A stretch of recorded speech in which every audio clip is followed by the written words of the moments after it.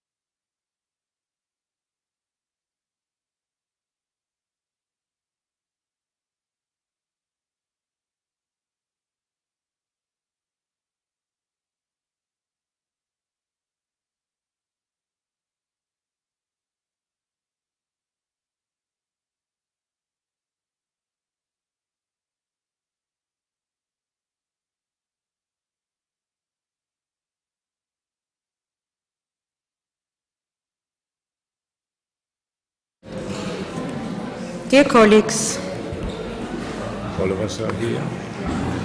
not everybody is here, but I'm sure that some colleagues will be joining us. We do have the quorum to start the meeting, so I suggest that we start.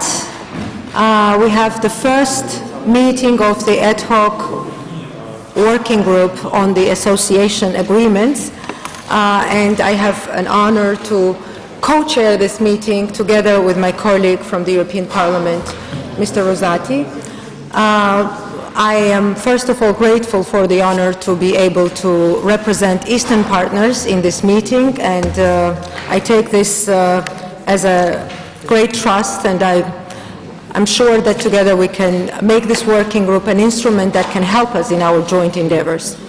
We have made the decision to create this working group to establish an additional format to all the formats that already exist in the Euronest setting.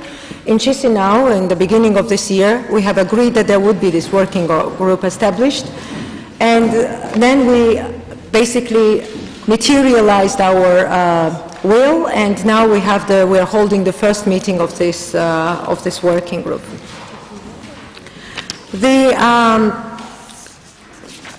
Let me welcome all of the participants. I welcome participants, of course, from our hosting Ukraine, our delegations from Moldova, from Georgia.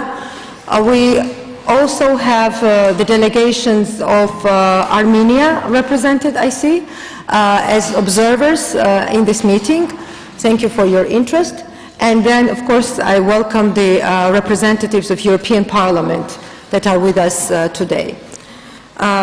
In addition to the members of our ad hoc working group, today we also have the guest speakers, and let me introduce them. It's my honor to introduce Ms. Maria Ionova, member of Ukrainian Верховная Rada, chair of the Committee on European Integration, Mr. Mykola Kняжицький, also member of Ukrainian Верховная Rada, co-chair of the EU-Ukraine Parliamentary Association Committee, Mr. Thomas Verlessen, deputy head of the EU delegation to Ukraine, and to the far right we have Mr. Lawrence Meredith, director for the European Neighborhood at the Directorate General for Neighborhood and Enlargement Negotiations of the European Commission. So, once again, let me welcome you all at this meeting. We do have the translation for our meetings in English, Polish, and Russian, for your information. Now, first of all, let us take care of the technicalities, if I can say so. We do have the agenda for today's meeting, and if there are no objections, we can consider this agenda approved. Are there any objections? So then we work based on this agenda. We do have 1 hour and 45 minutes for this first meeting of our ad hoc working group. let's move to the next point in our agenda, which is the exchange of views on the objectives and the working methods of our working group. It is important that we have the common understanding on what the working group is established for and how we are going to work, in what manner. Let me remind you that we do have the Bureau decision, which also establishes the mandate of the working group. According to this decision, the working group is to identify, it serves multiple purposes, but it is to identify best practices, successes, failures, as well as exchange experience between countries that have signed association agreements with the European Union, Georgia, Moldova, and Ukraine. It is to strengthen and share experiences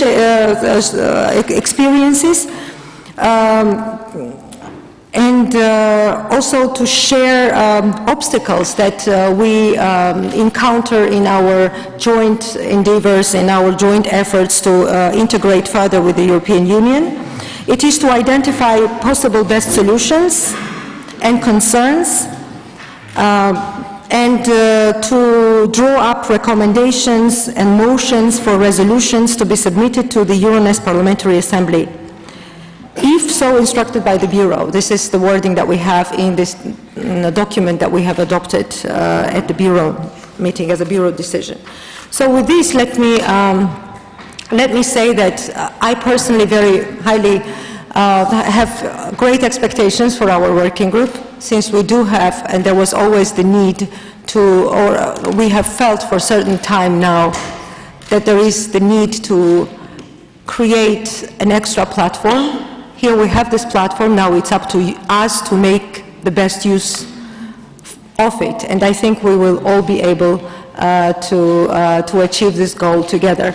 But with this, I give you now the floor, dear members of this working group, to express your views on the objectives and on the modalities or ways of operation of this working group. I would like to first ask the Eastern Partners representatives, the delegations of Georgia, Moldova, Ukraine, to express their ideas on this subject. Who would like to start? Oh, I'm reminded by an experienced co-president of the Euronest Parliamentary Assembly that I would also add some word yes. to work. Thank you. Thank you very much. My congratulations for assuming the responsibility of a co-chair, and thanks Minister Lupo for giving me the floor.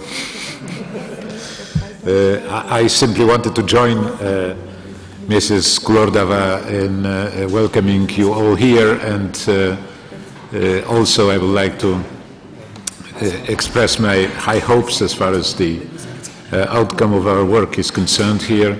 I think we have a lot of interesting experiences to share among the Eastern partner countries, and also together with us from the European Parliament on the progress of the association process, on the institutions that have been developed and are being applied in the process of implementing the association agreement. So I think it's going to be indeed an exciting time, and most importantly, it will be probably, it should be very useful to all of us when we will have a chance to share these experiences and to draw on best practices of our partners. So without further ado, I wish ourselves here a very fruitful discussions and very fruitful work, and I turn it over to you. Thank you very much, and thank you, Mr. Lupu, again very much. Let's get back to where we were. I would like to ask you, the members of this ad hoc working group, to signal who from you would like to take the floor first.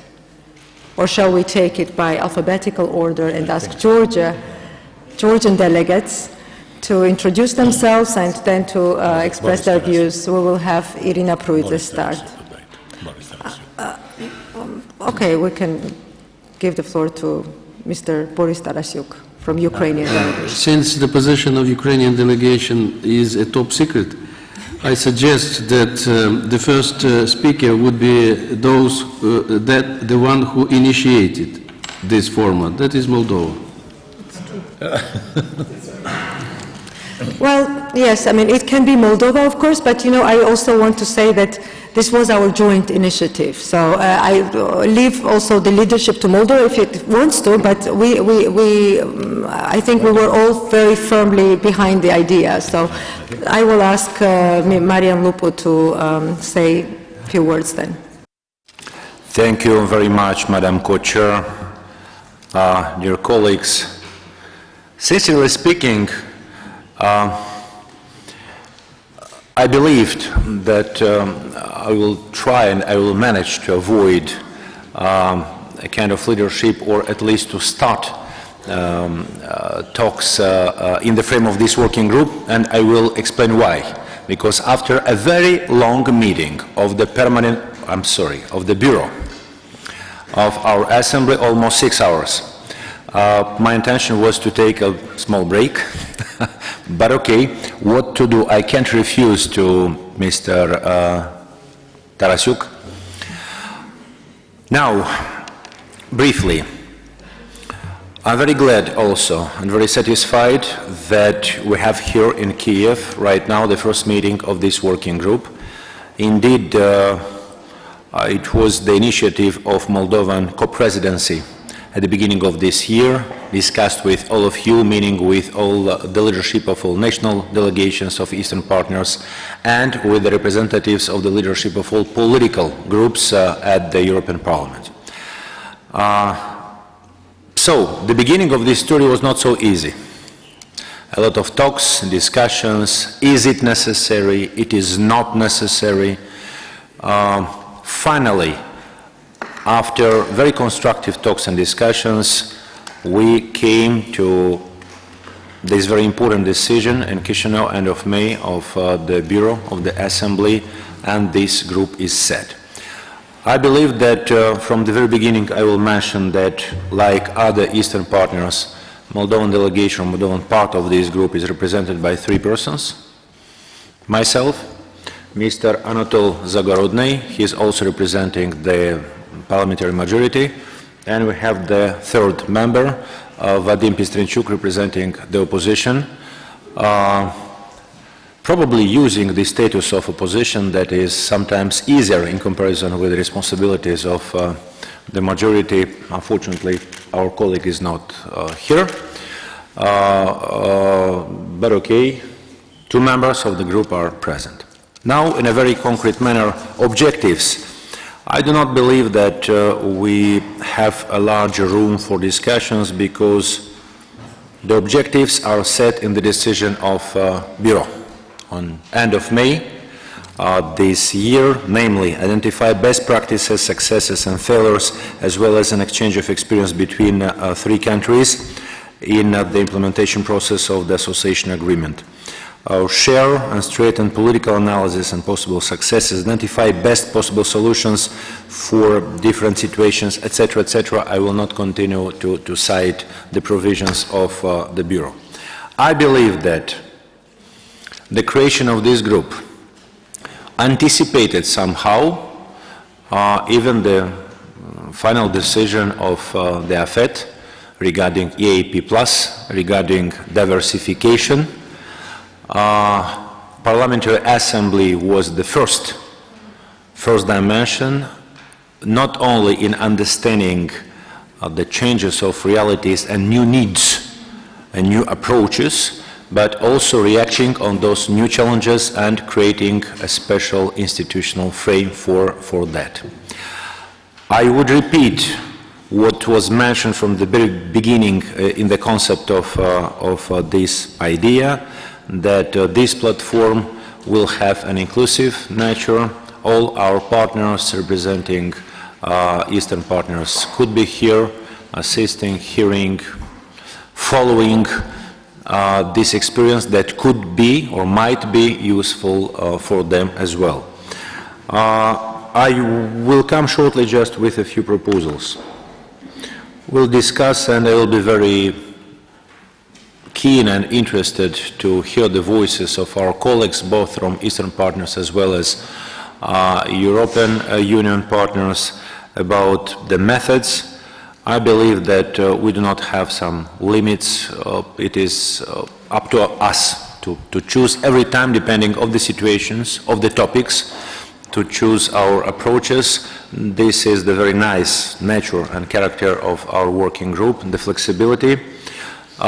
Regarding the schedule of meeting, according to the decision of the Bureau of the Assembly, I do not think that just meetings of this group in the frame of the plenary sessions will be enough, because the process of association agreement implementation is a permanent one, very complex, not easy. The process around our countries and our European agenda is also very dynamic. This is why I would propose until the end of our meeting, until the point number 5, to accept the idea to meet more frequently, because we'll have a lot of important businesses and a lot of important points to be discussed. Thank you very much. Thank you.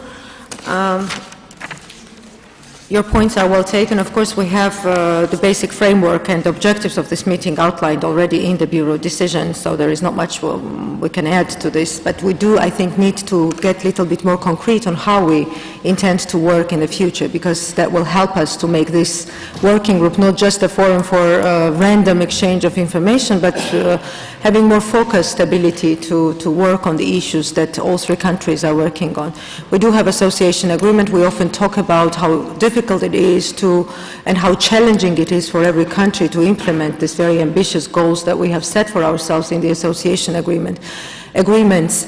And then, I mean, we should maybe try to see how we can best, in general, of course, we share the experience, but how to focus the discussions and what topics to choose and how to narrow down the discussions to the practical issues that are relevant for all three parliaments, that can make our decisions smarter, better, more rational, taking into considerations maybe the difficulties that other countries have already faced, so that we do not have to go through the same processes in the countries that are just starting the similar process.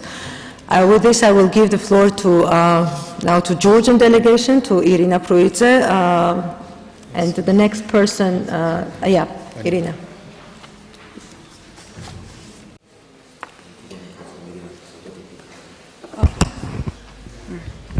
Okay.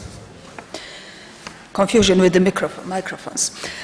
So I'm very happy that we have decided to create this working group, because in fact these three countries have common aspirations, and although we have some differences in and different challenges, we also have a lot of similarities in the challenges. So we have a lot of to exchange, and this is the best platform to do this.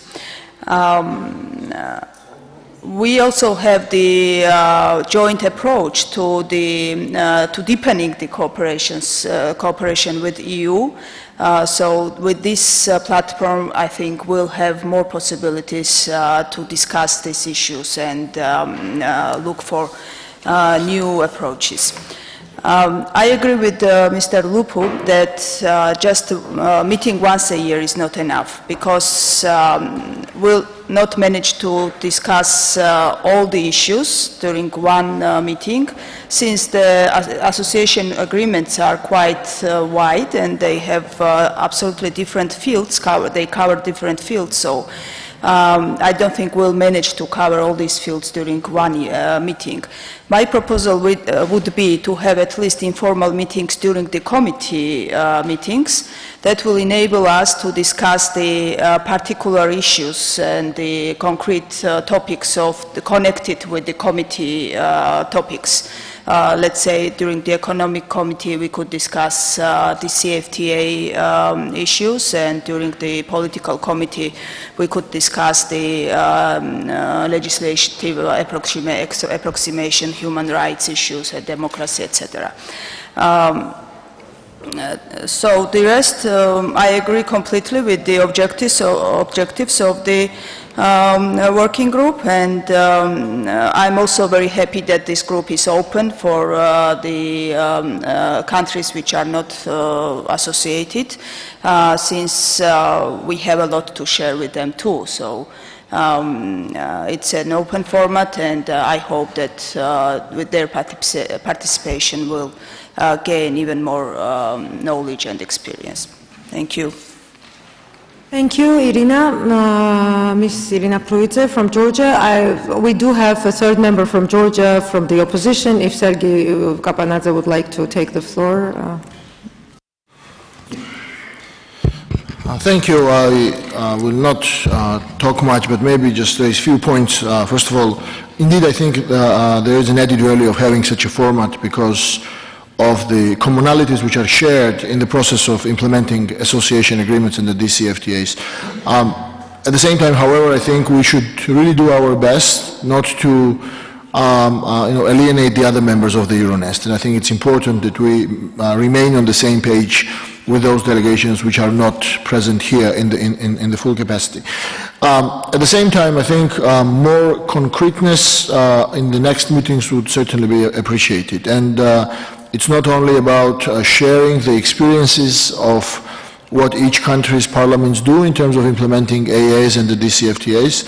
I think that is certainly important, but beyond that also maybe it would be important to brainstorm what should be our common positions vis-à-vis the European Union in terms of the next steps, in terms of the future reforms, because I think this could be a unique forum in terms of really brainstorming and planning on, for those countries who are in the association process. That's very briefly, and once again, thank you for this format, and I'm also grateful personally for being included in this. Thank you. Thank you. Ukraine delegation, Mr. Tarasyuk. Thank you. As soon as this is our first meeting in this format of the working group, I would like to congratulate Marian Lupu and Tamar Fulordava for this initiative.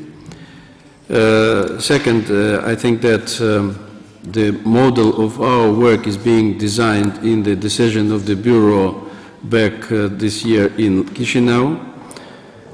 Second, I would like to inform you that since the declared member of this working group from Ukraine, Mr. Kurilo, is absent, so we have here members of Parliament Veselova and Lubinets who are present here. As to the modalities of our work, it seemed to me that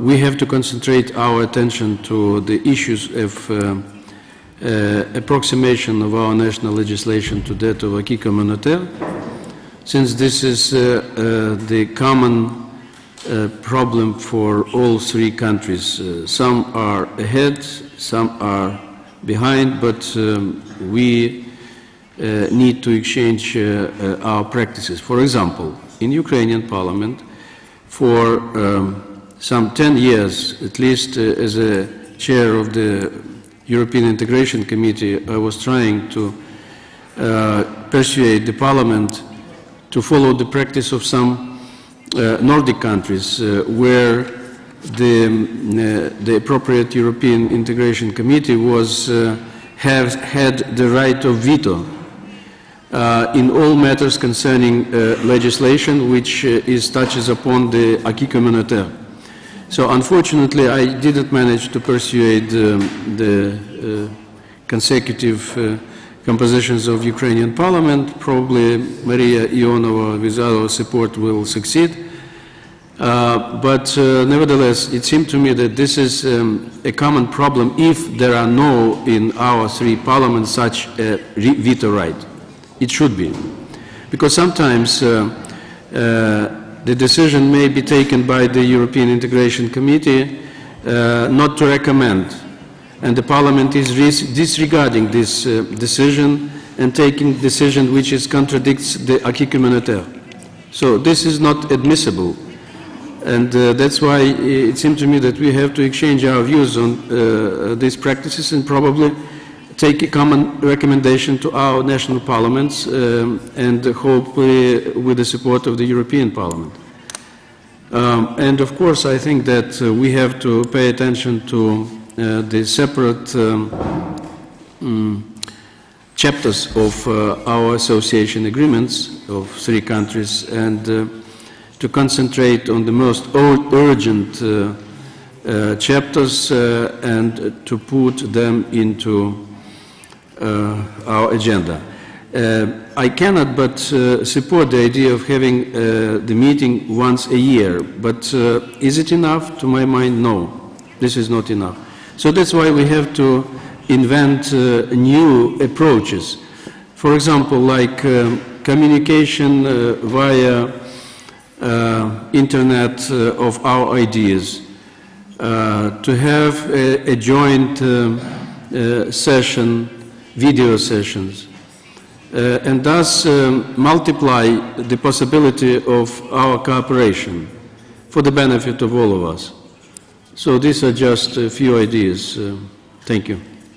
Thank you very much, Mr. Tarasuk, for these very practical ideas. And I think we will all support this. When we sum up, we can all further exchange views on this. But thank you very much for and these are not anymore the secrets. Sorry? These are not anymore the secrets. No, you've made them public now. And now we can ask our members and colleagues from European Parliament to express and share with us their perspectives on the objectives and the modalities of work of this working group. If there are the members of the European Parliament who would like to speak, Ms. Harms.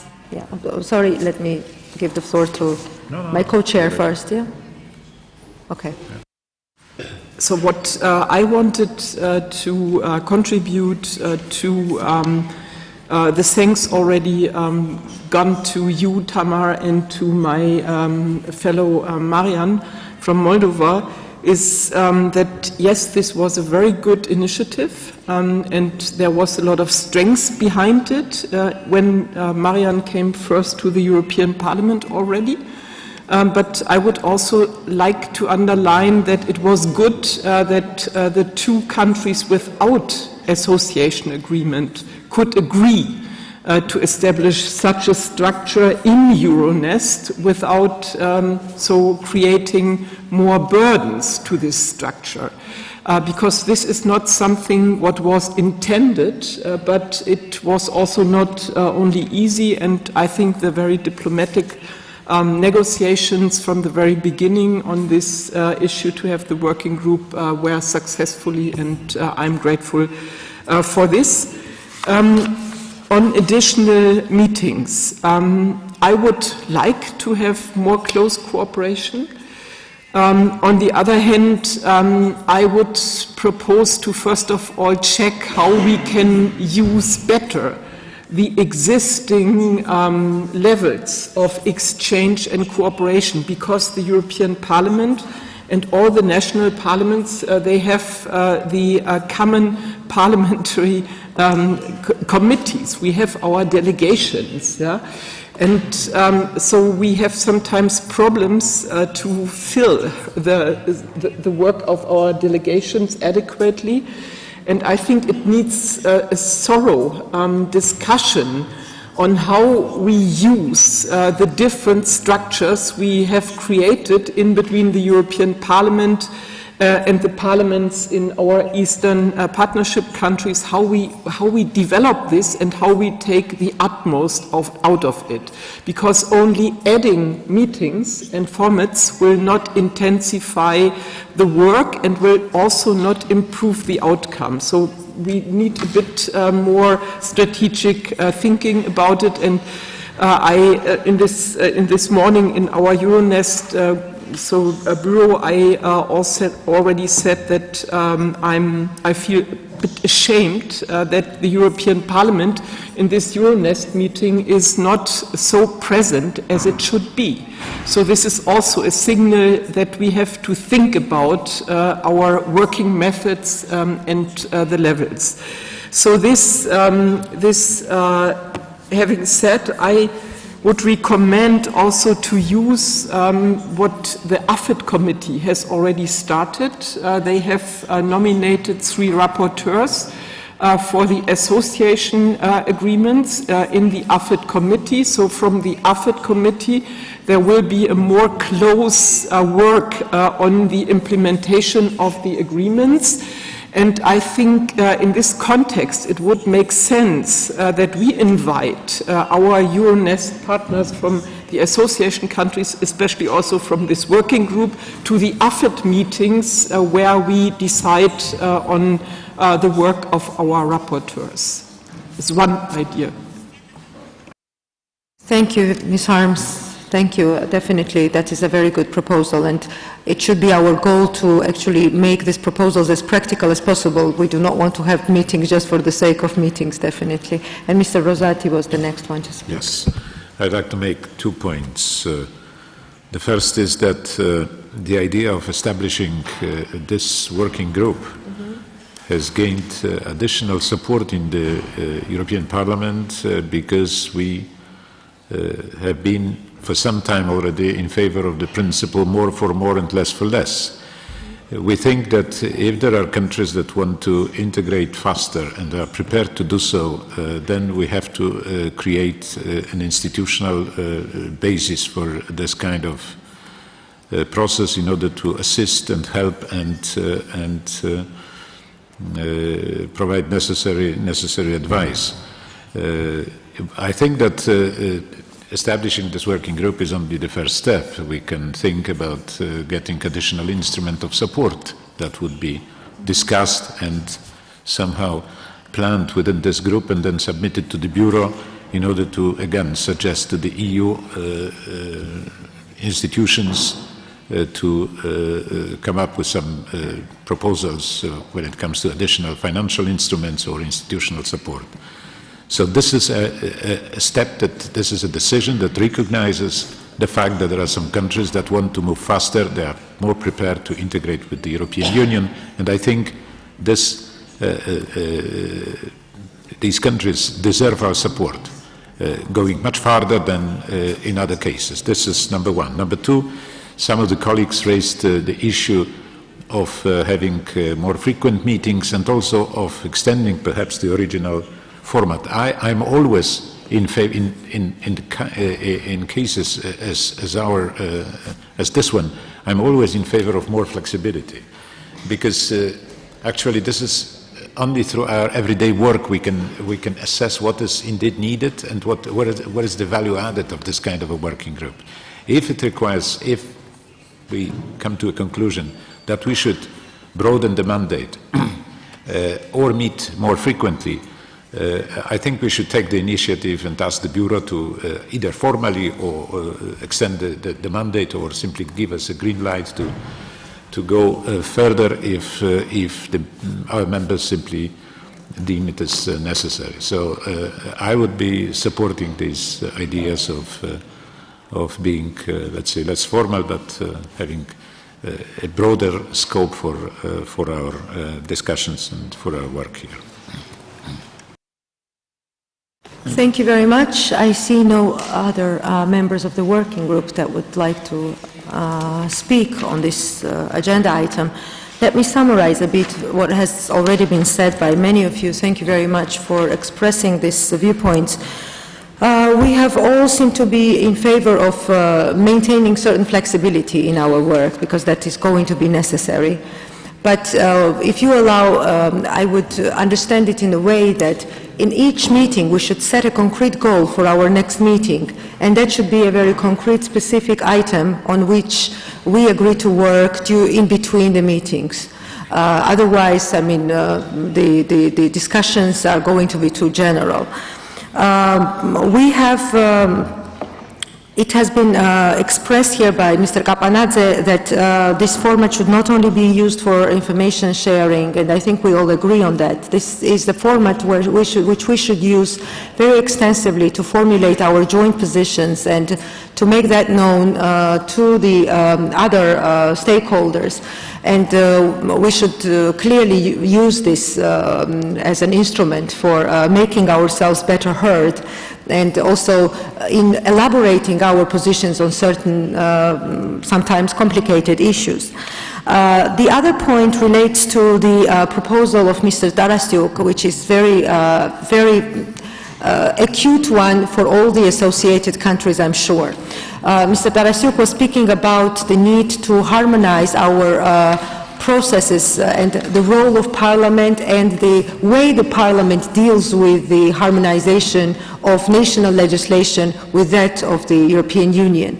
It's a very difficult process, and I think we do not have a common understanding. There are many examples from elsewhere in the other countries of the EU, and we often try to look at them for inspiration, but we still have our own challenges and we still have our own institutional structures, and we have to make decisions based on our existing realities. Maybe the first meeting, actually, after we have the general introduction today of the structural setup on implementation of association agreements, we can select the topic that Mr. Tarasyuk suggested in streamlining the work of national parliaments and identifying clear structures for the work of the national parliaments to harmonize the legislation with acquis communautaire. We can have that as a specific topic that we discuss in our subsequent meetings. That is going to be very useful, and this same discussion that you were referring to, we have also in Georgia. The other point relates to the frequency of meetings, and while we all agree that it should be operational and manageable, we may need to meet more often. And I think there is the possibility to do these meetings at least twice a year, since we have the committee meetings meeting twice a year in the EURONEST setting. So if that would be possible, I understand the members are not always going to be the same, and this will need, I'm told, European Parliament's approval, so that the members of the ad hoc working group would be allowed to also, would have the possibility to join these meetings. But we could maybe suggest, or if you all agree, at least see if we can have the meetings of the ad hoc working group and association agreements every time we have committee meetings, and that would at least ensure twice a year meeting. In addition to that, I think we should create a mailing list for all of us, the members of the committee, and that is going to be a very quick way of exchanging information. If you all agree that that is something that can help us in communicating between the meetings and keeping us on track, that is a good solution. And as an alternative to meetings, we can also, of course, consider the modern technologies for connecting to one another and discussing the issues that come up and are important, that we believe are important in our work. Ms. Harms mentioned an AFET decision to have rapporteurs on the association agreements, and this is a very good suggestion, and I think we should take as much use of it as possible. Also, attending the meetings that relate to these issues by the members of the working group are it's a very valid solution, proposal, and I think we should bring it forward. And then Mr. Rosati had a very good suggestion in terms of exploring other possibilities for institutional support to this working group. As an example, I'm thinking about the fact that AFET committee often has experts that work on specific areas, on specific reports. They do the assessments, deliver recommendations. If there would be the willingness of the European Parliament, if we can ask, I don't know what the proper procedure for that would be, if we can ask for also having access to this mechanism and employing this mechanism for the benefit of these formats, this would be very useful. This, for example, could be a good, I mean, on the topic that Mr. Tarasuk suggested on how national parliaments should deal with harmonization of legislation. There too, I think we could benefit from external expertise and some more comprehensive, assessment by experts. If European Parliament can help us with these capacities, this would be, I think, very, very welcome. Unless there is an additional point that any of you would like to make, Mr. Grisby, yes. Thank you so much, Madam President. I switch my speech to the Polish language because it is easier for me.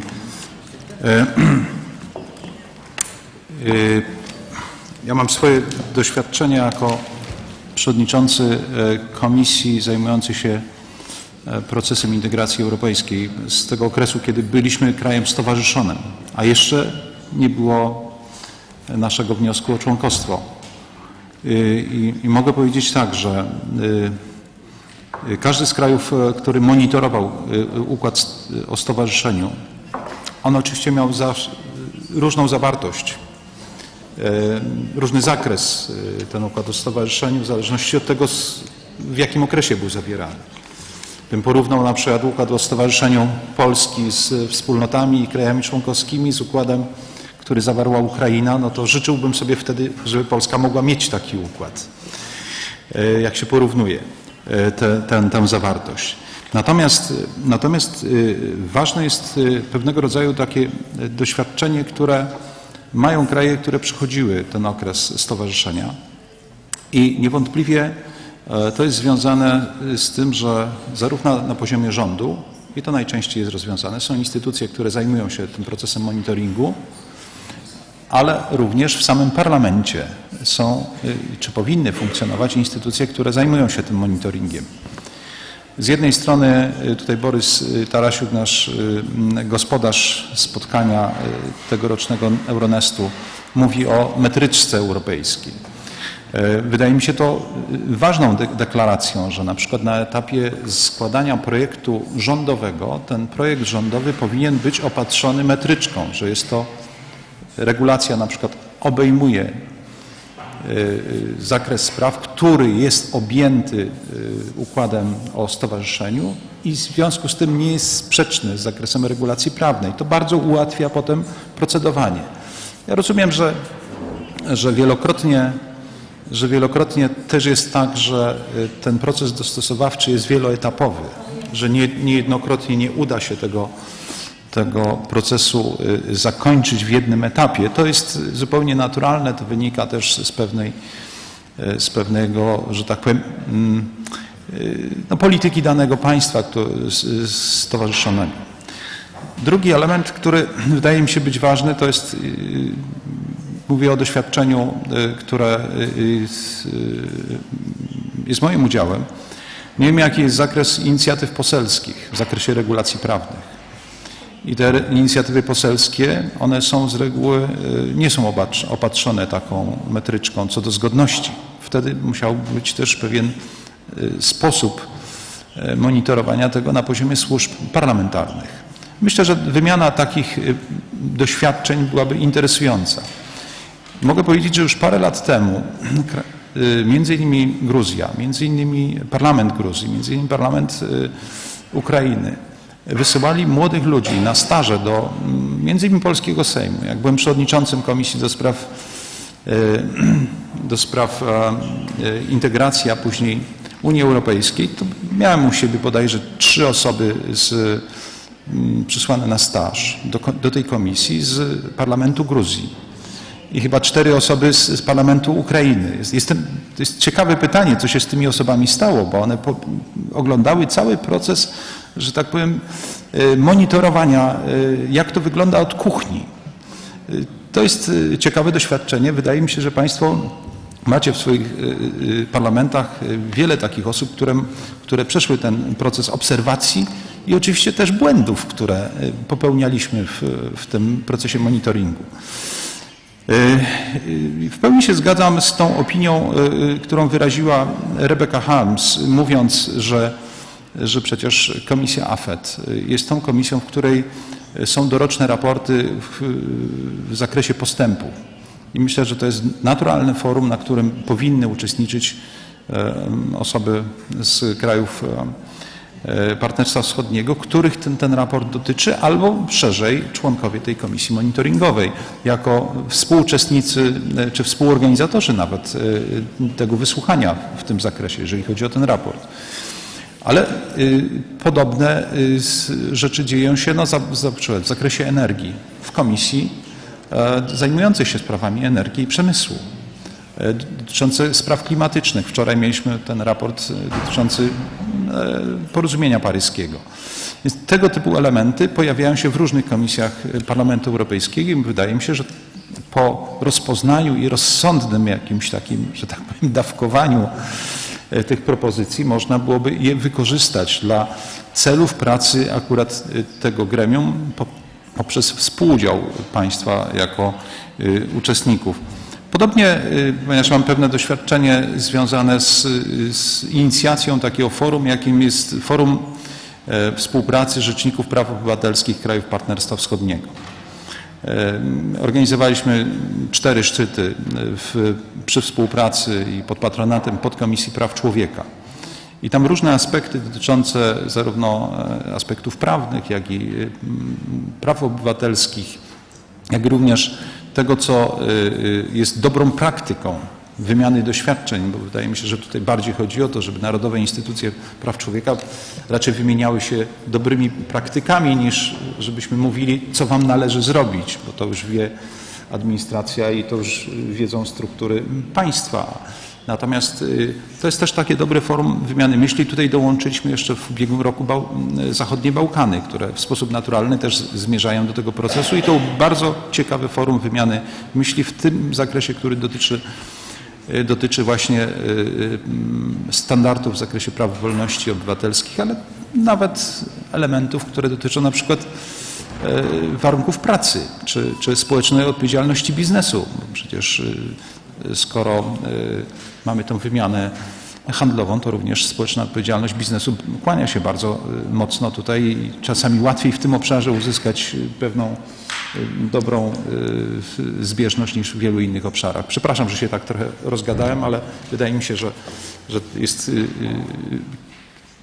można by byłoby zidentyfikować w bardzo wielu miejscach, myślę, że to byłoby zadanie dla nas wszystkich, żebyśmy zaproponowali, a potem z tego można wybrać to, co będzie możliwe do spełnienia i racjonalne z punktu widzenia również zaangażowania każdego z członków tego gremium. Dziękuję bardzo. Mr. Grzyb, thank you very much for this intervention, indeed very useful, and we do have a point in our agenda where we will be selecting or discussing first and then suggesting and then discussing, selecting the topic for our next meetings, and the types of issues that you were referring to are exactly the kinds of, I think, topics that we should be concentrating on.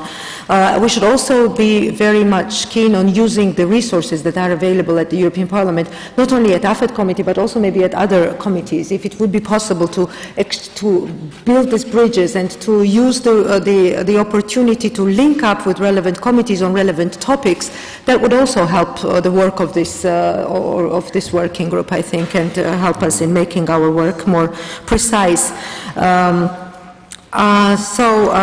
On the other topics of how we can best use the experience and what modalities the other countries that have gone through the similar process years ago, on those issues, I mean, we are basically switching now on and going already to the next point in our agenda, which is going to be an agenda point that is chaired by Mr. Rosati. So I will give him the floor and we'll continue with this topic. Thank you very much, Madam Co-Chair. So we move on to agenda point number 3, exchange of views on the institutional procedures, mechanisms and capacities for the implementation of association agreements in the 3 associated countries with a focus on Ukraine. After this initial exchange of views about the mandate and scope of our work, we can move on to the truly substantial point on how this institution had been organized and how do they work in practice. My proposal is that we focus on Ukraine today simply because we are hosted by our Ukrainian friends. And so I would first ask Mr. Tarasuk to give us the overview of the situation, and also other Ukrainian colleagues that are with us today. And after that, I would give also the floor to representatives of Georgia and Moldova for a short presentation, but a detailed discussion on these 2 other countries we would have at the occasion of next meetings. But before I give the floor to Boris, let me give you some points on which I think it would be useful to focus our attention in the forthcoming discussion. First of all, we would be happy to hear what are the institutions responsible for implementing the association agreements, for monitoring the progress, and for controlling the implementation. And what is the rank of these institutions within the structures of government and the parliament? That would give us an idea to what extent these institutions could have an upper hand in the process if, for instance, there are some frictions that slow down the process of implementing specific laws, to what extent this institution is able to impose some, I would say, procedural steps that would ensure that the process is put forward again. Secondly, are there national plans for implementing association agreements? Are these plans legally binding? Have these plans been decided by the decision of parliaments, or this is just a government decision? To what extent these plans offer a framework for the process to follow? And what are the responsibilities of individual parts of the government for fulfilling the individual separate parts of the plan? Are specific procedures in place, procedures that would ensure that the work is, let's say, according to some timetables which are respected and observed by all participants. Procedures that ensure that the laws are consistent from the point of view of consistency with other pieces of national legislation. This is something which Mr. Grzyb referred to what extent each national law that is passed by the Parliament is, before that, obligatory checked for the consistency with the European acquis communautaire. What are the safeguards, if there are procedural safeguards that are kicked in automatically when the process is stalled or gets to a halt? I could continue like that for quite a long time, but I think that we have the idea of what kind of information we would like to hear here in order to have an idea of how this process is organized in individual accession Eastern partners. So, without further ado, let me give the floor to Boris Tarasuk. Thank you, Co-Chair. Dear colleagues, in my introductory statement, I already touched upon the problems all our 3 countries are facing. And I don't want to repeat what I said. And in this regard, I would like to say that since this is already 3 years that I am not with the, unfortunately, European Integration Committee. So may I ask you to give the floor to Maria Ionova, who is chairing this committee. Of course, of course. I welcome once again Maria Ionova, the head of the European Integration Committee of Verkhovna Rada, and I give you the floor, Maria. Thank you. Thank you very much, and I will continue. And we are also pity that Mr. Tarasyuk, Honorable Mr. Tarasyuk, is not with us, but we always feel his support, and especially we can feel it now and in other challenges on European integration and cessation agreement. We can always ask for your advice. But what I would like to say that really 3 countries which has now this important process, and we have our aspirations and we have association agreement, we need our common success stories, and we need, of course, your mistakes. As unfortunately, really after 2.5 years, I'm not satisfied that we still do not have a structure in the government, and we don't have an institutional mechanism to implement, to adopt and to implement all our obligations according to association agreement. As you all know, on September 1st, 2017, the association agreement between Ukraine and the EU entered into force in full. And it's more than, probably we have the biggest text. It's more than 2,000 pages.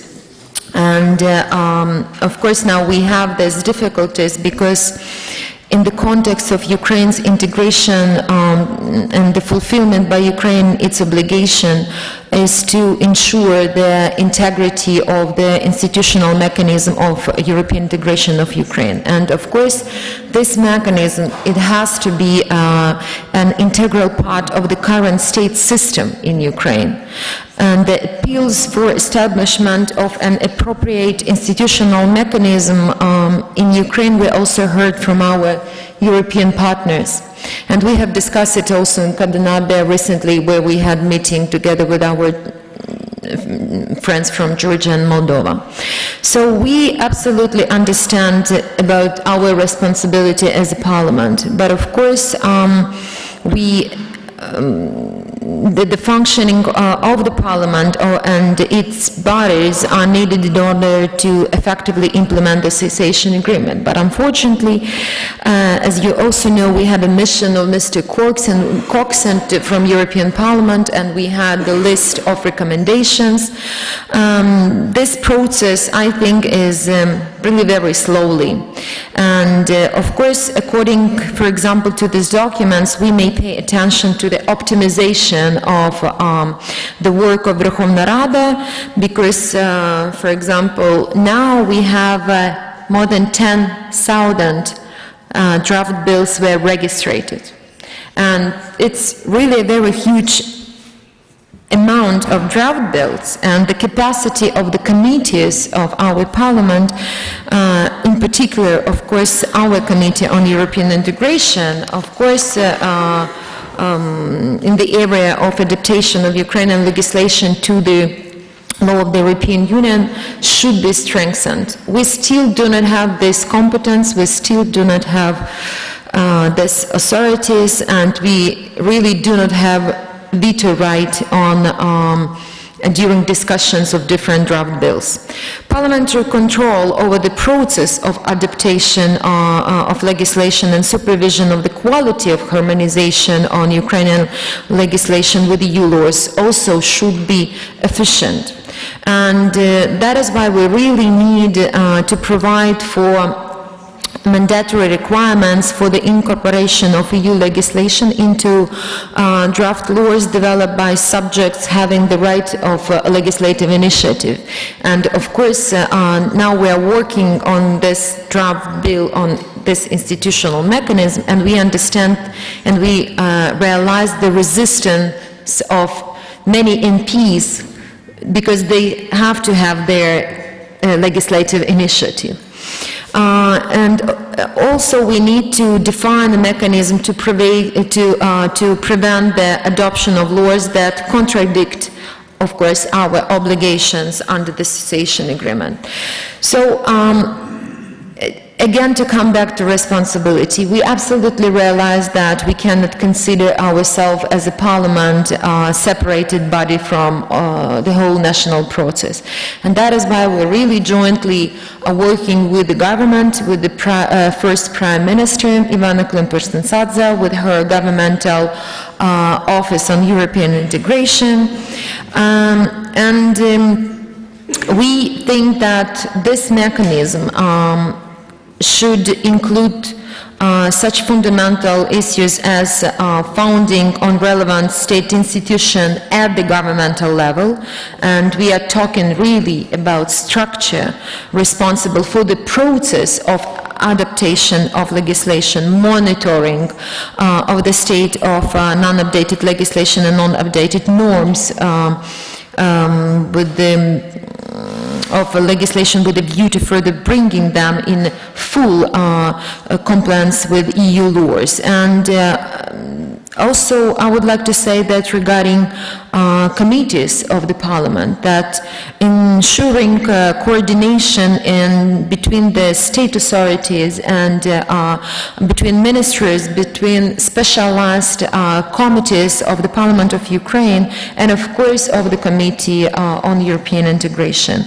because it will help us to avoid the adaptation of the bills really of poor quality and which are absolutely not under our obligation on association agreement.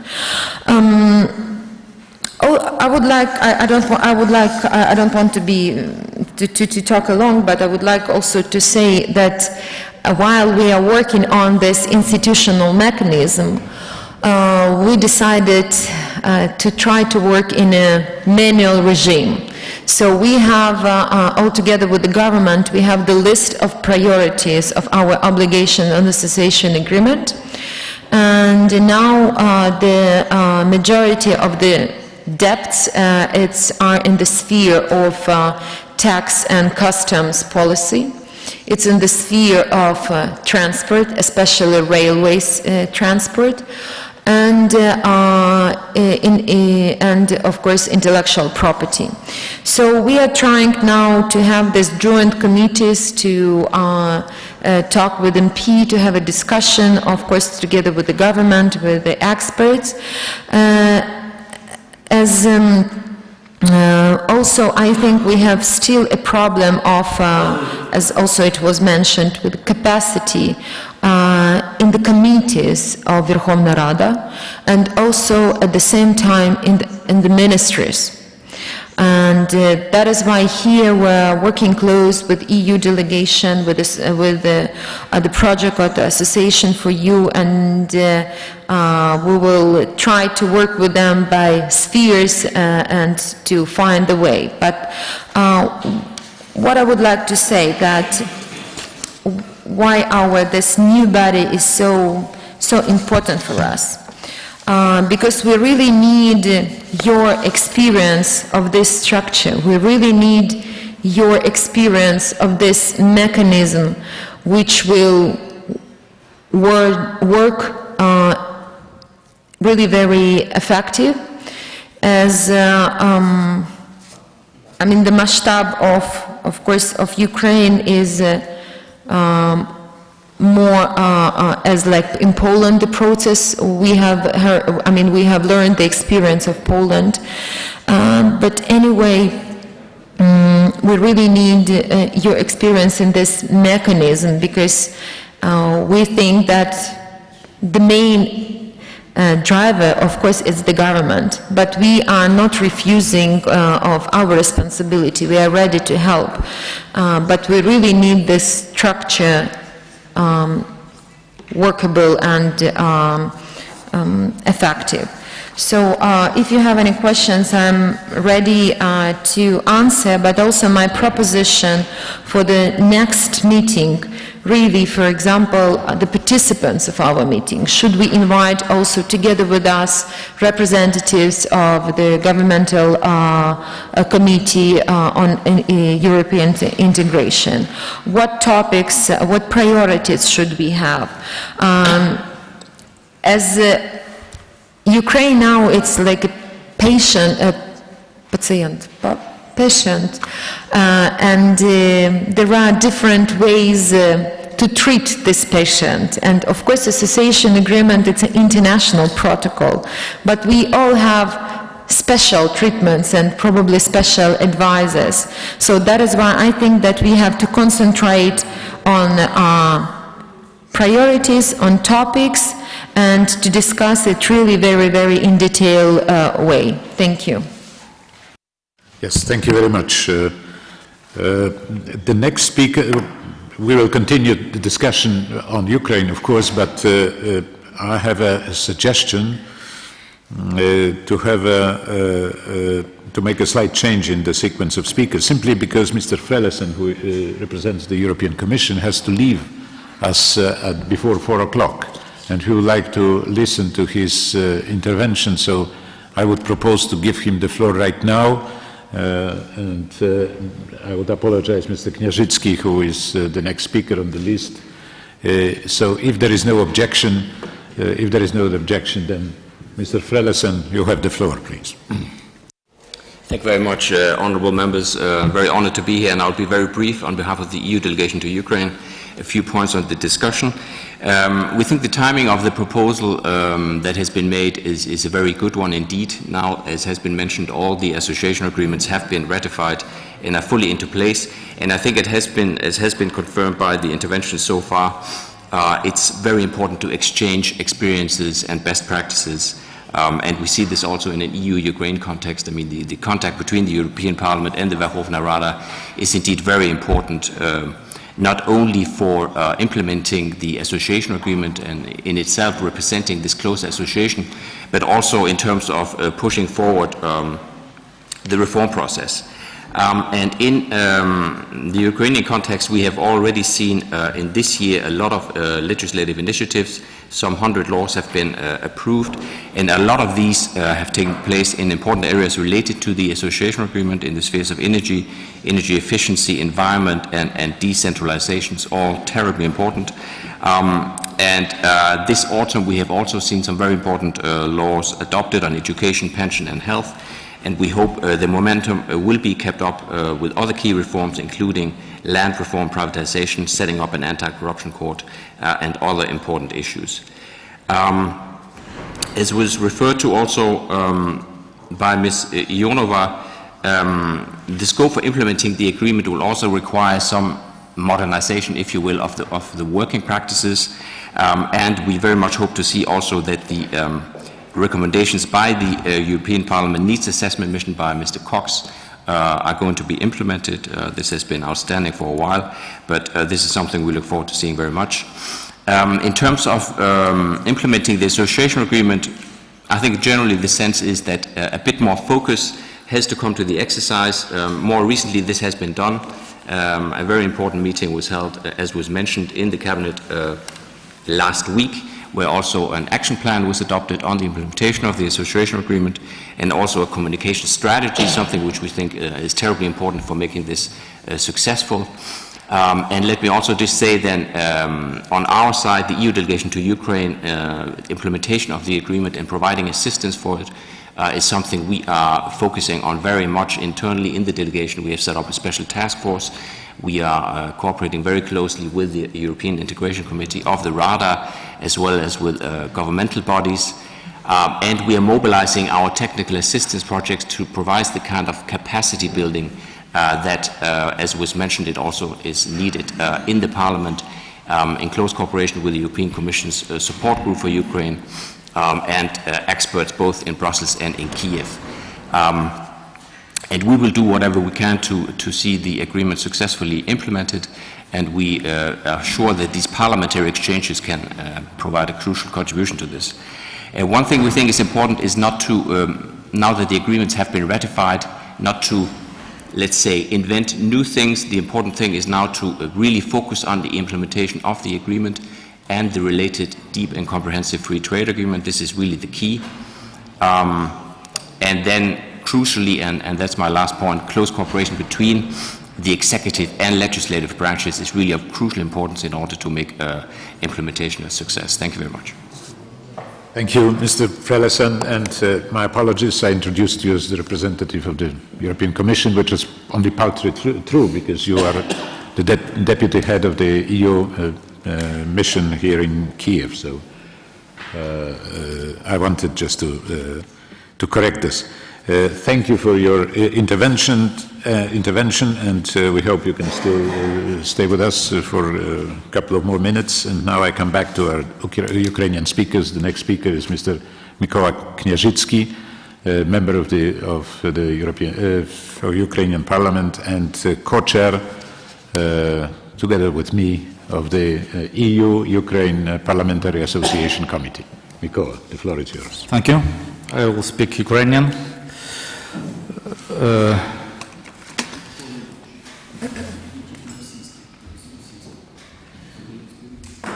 Well, я думаю, I think translator will understand me if I will speak Ukrainian, yes? Okay?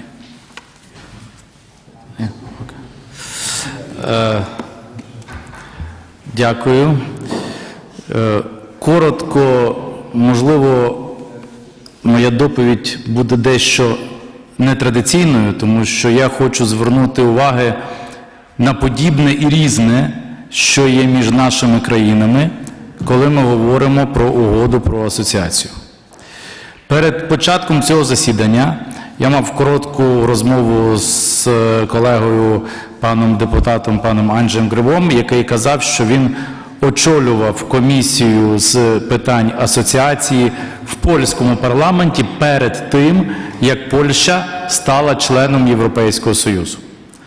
У зв'язку з тим хотів би сказати, що виклики, які стояли тоді перед Польщею, які стоять зараз перед Україною і які стоять перед Молдовою і Грузією, є насправді кардинально різними.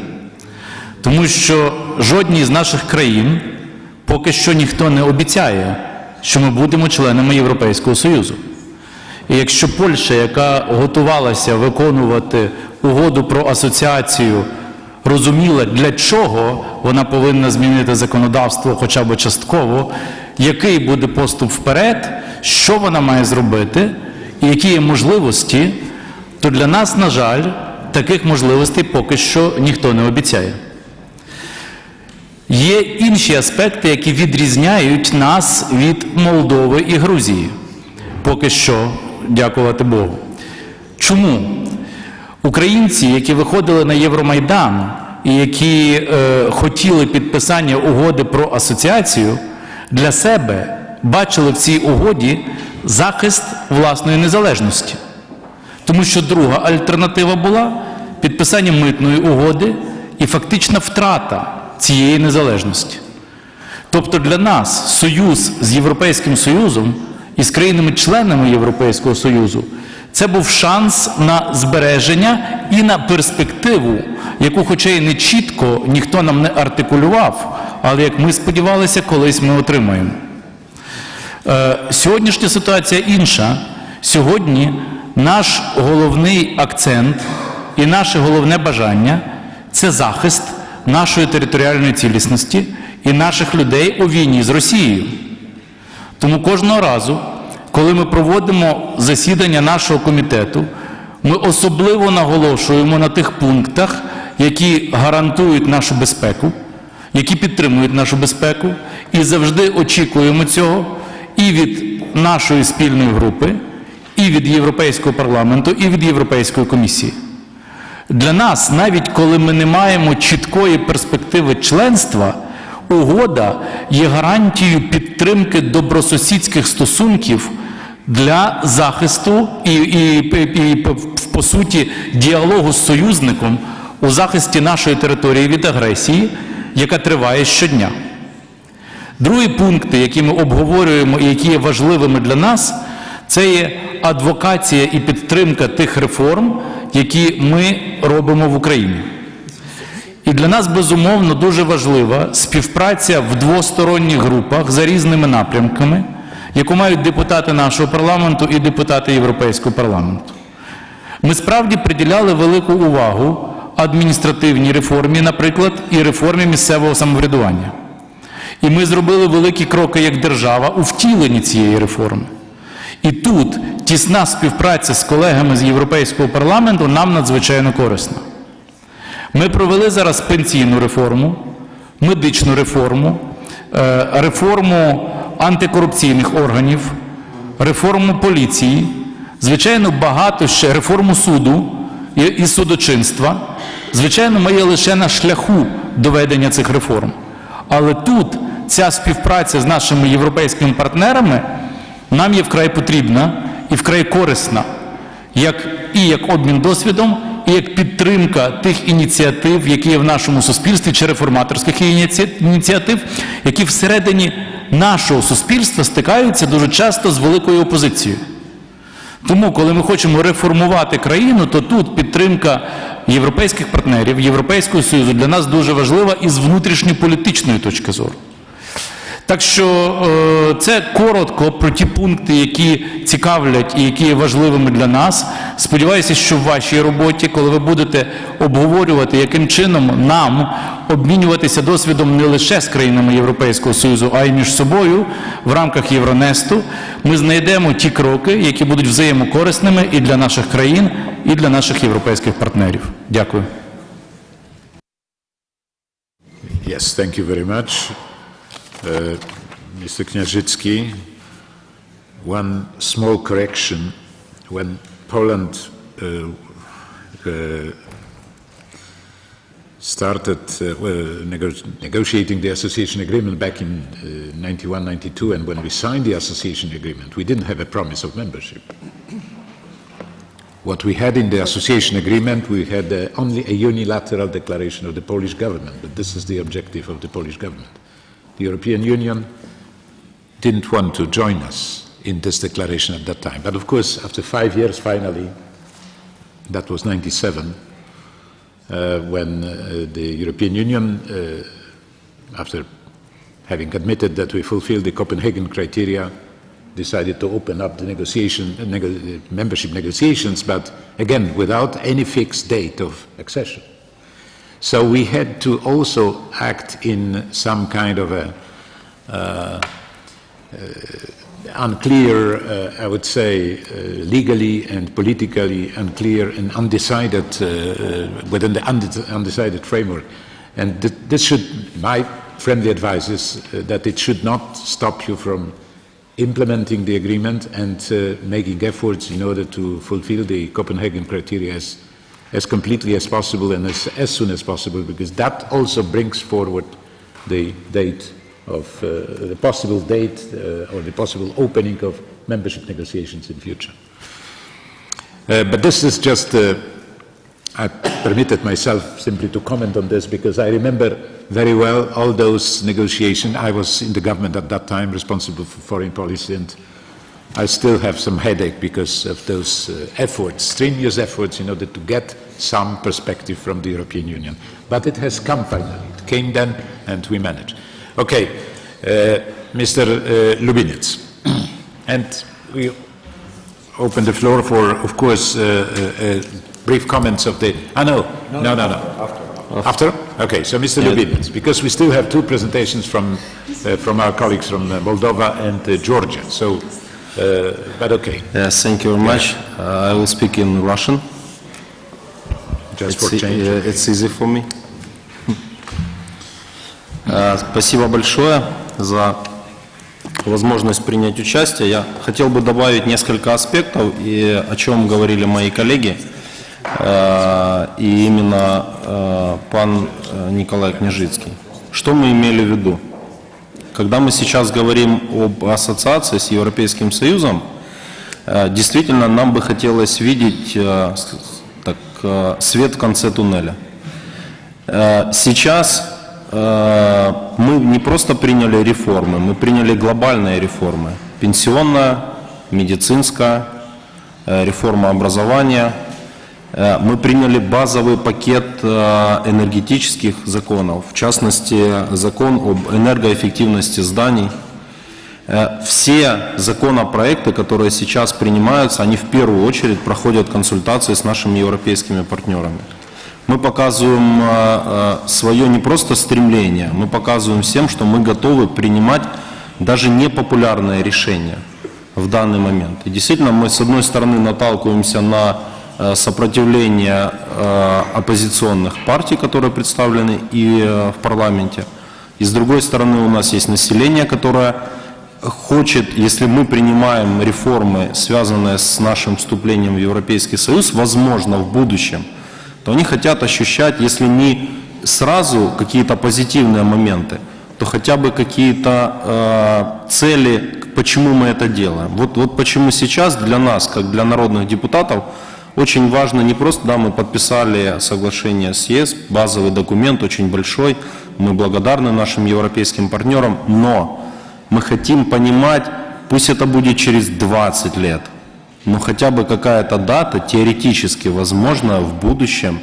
Просто укажите, что Европейский Союз готов принимать или хотя бы рассматривать возможность включения Украины в Европейский Союз в будущем. Вот о чем мы говорим. И для нас, как для народных депутатов, это очень важно.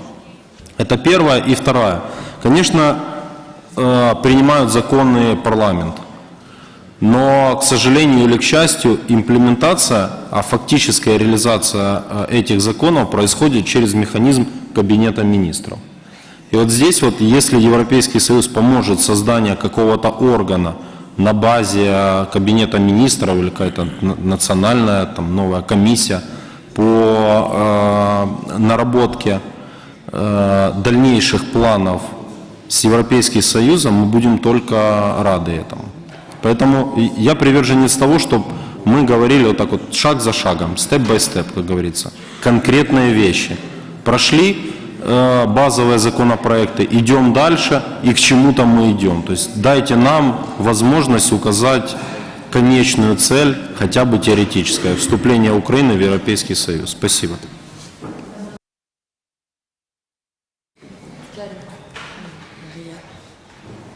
Okay, thank you very much. The floor is open. You raised an important point, by the way. You continued this topic which was raised here by Mikołaj Kняжицький. Okay. Maria Jonova asked for the floor in this context, right? Yeah, it's not that I'm not agree with my colleague, but I would like to say that government and MPs has to understand that our perspective, our membership, it's our association agreement. And when we will implement and fulfill all our obligations properly, then we can ask for this membership perspective. While I think that we have to show more resultively to fulfill our obligation on association agreement.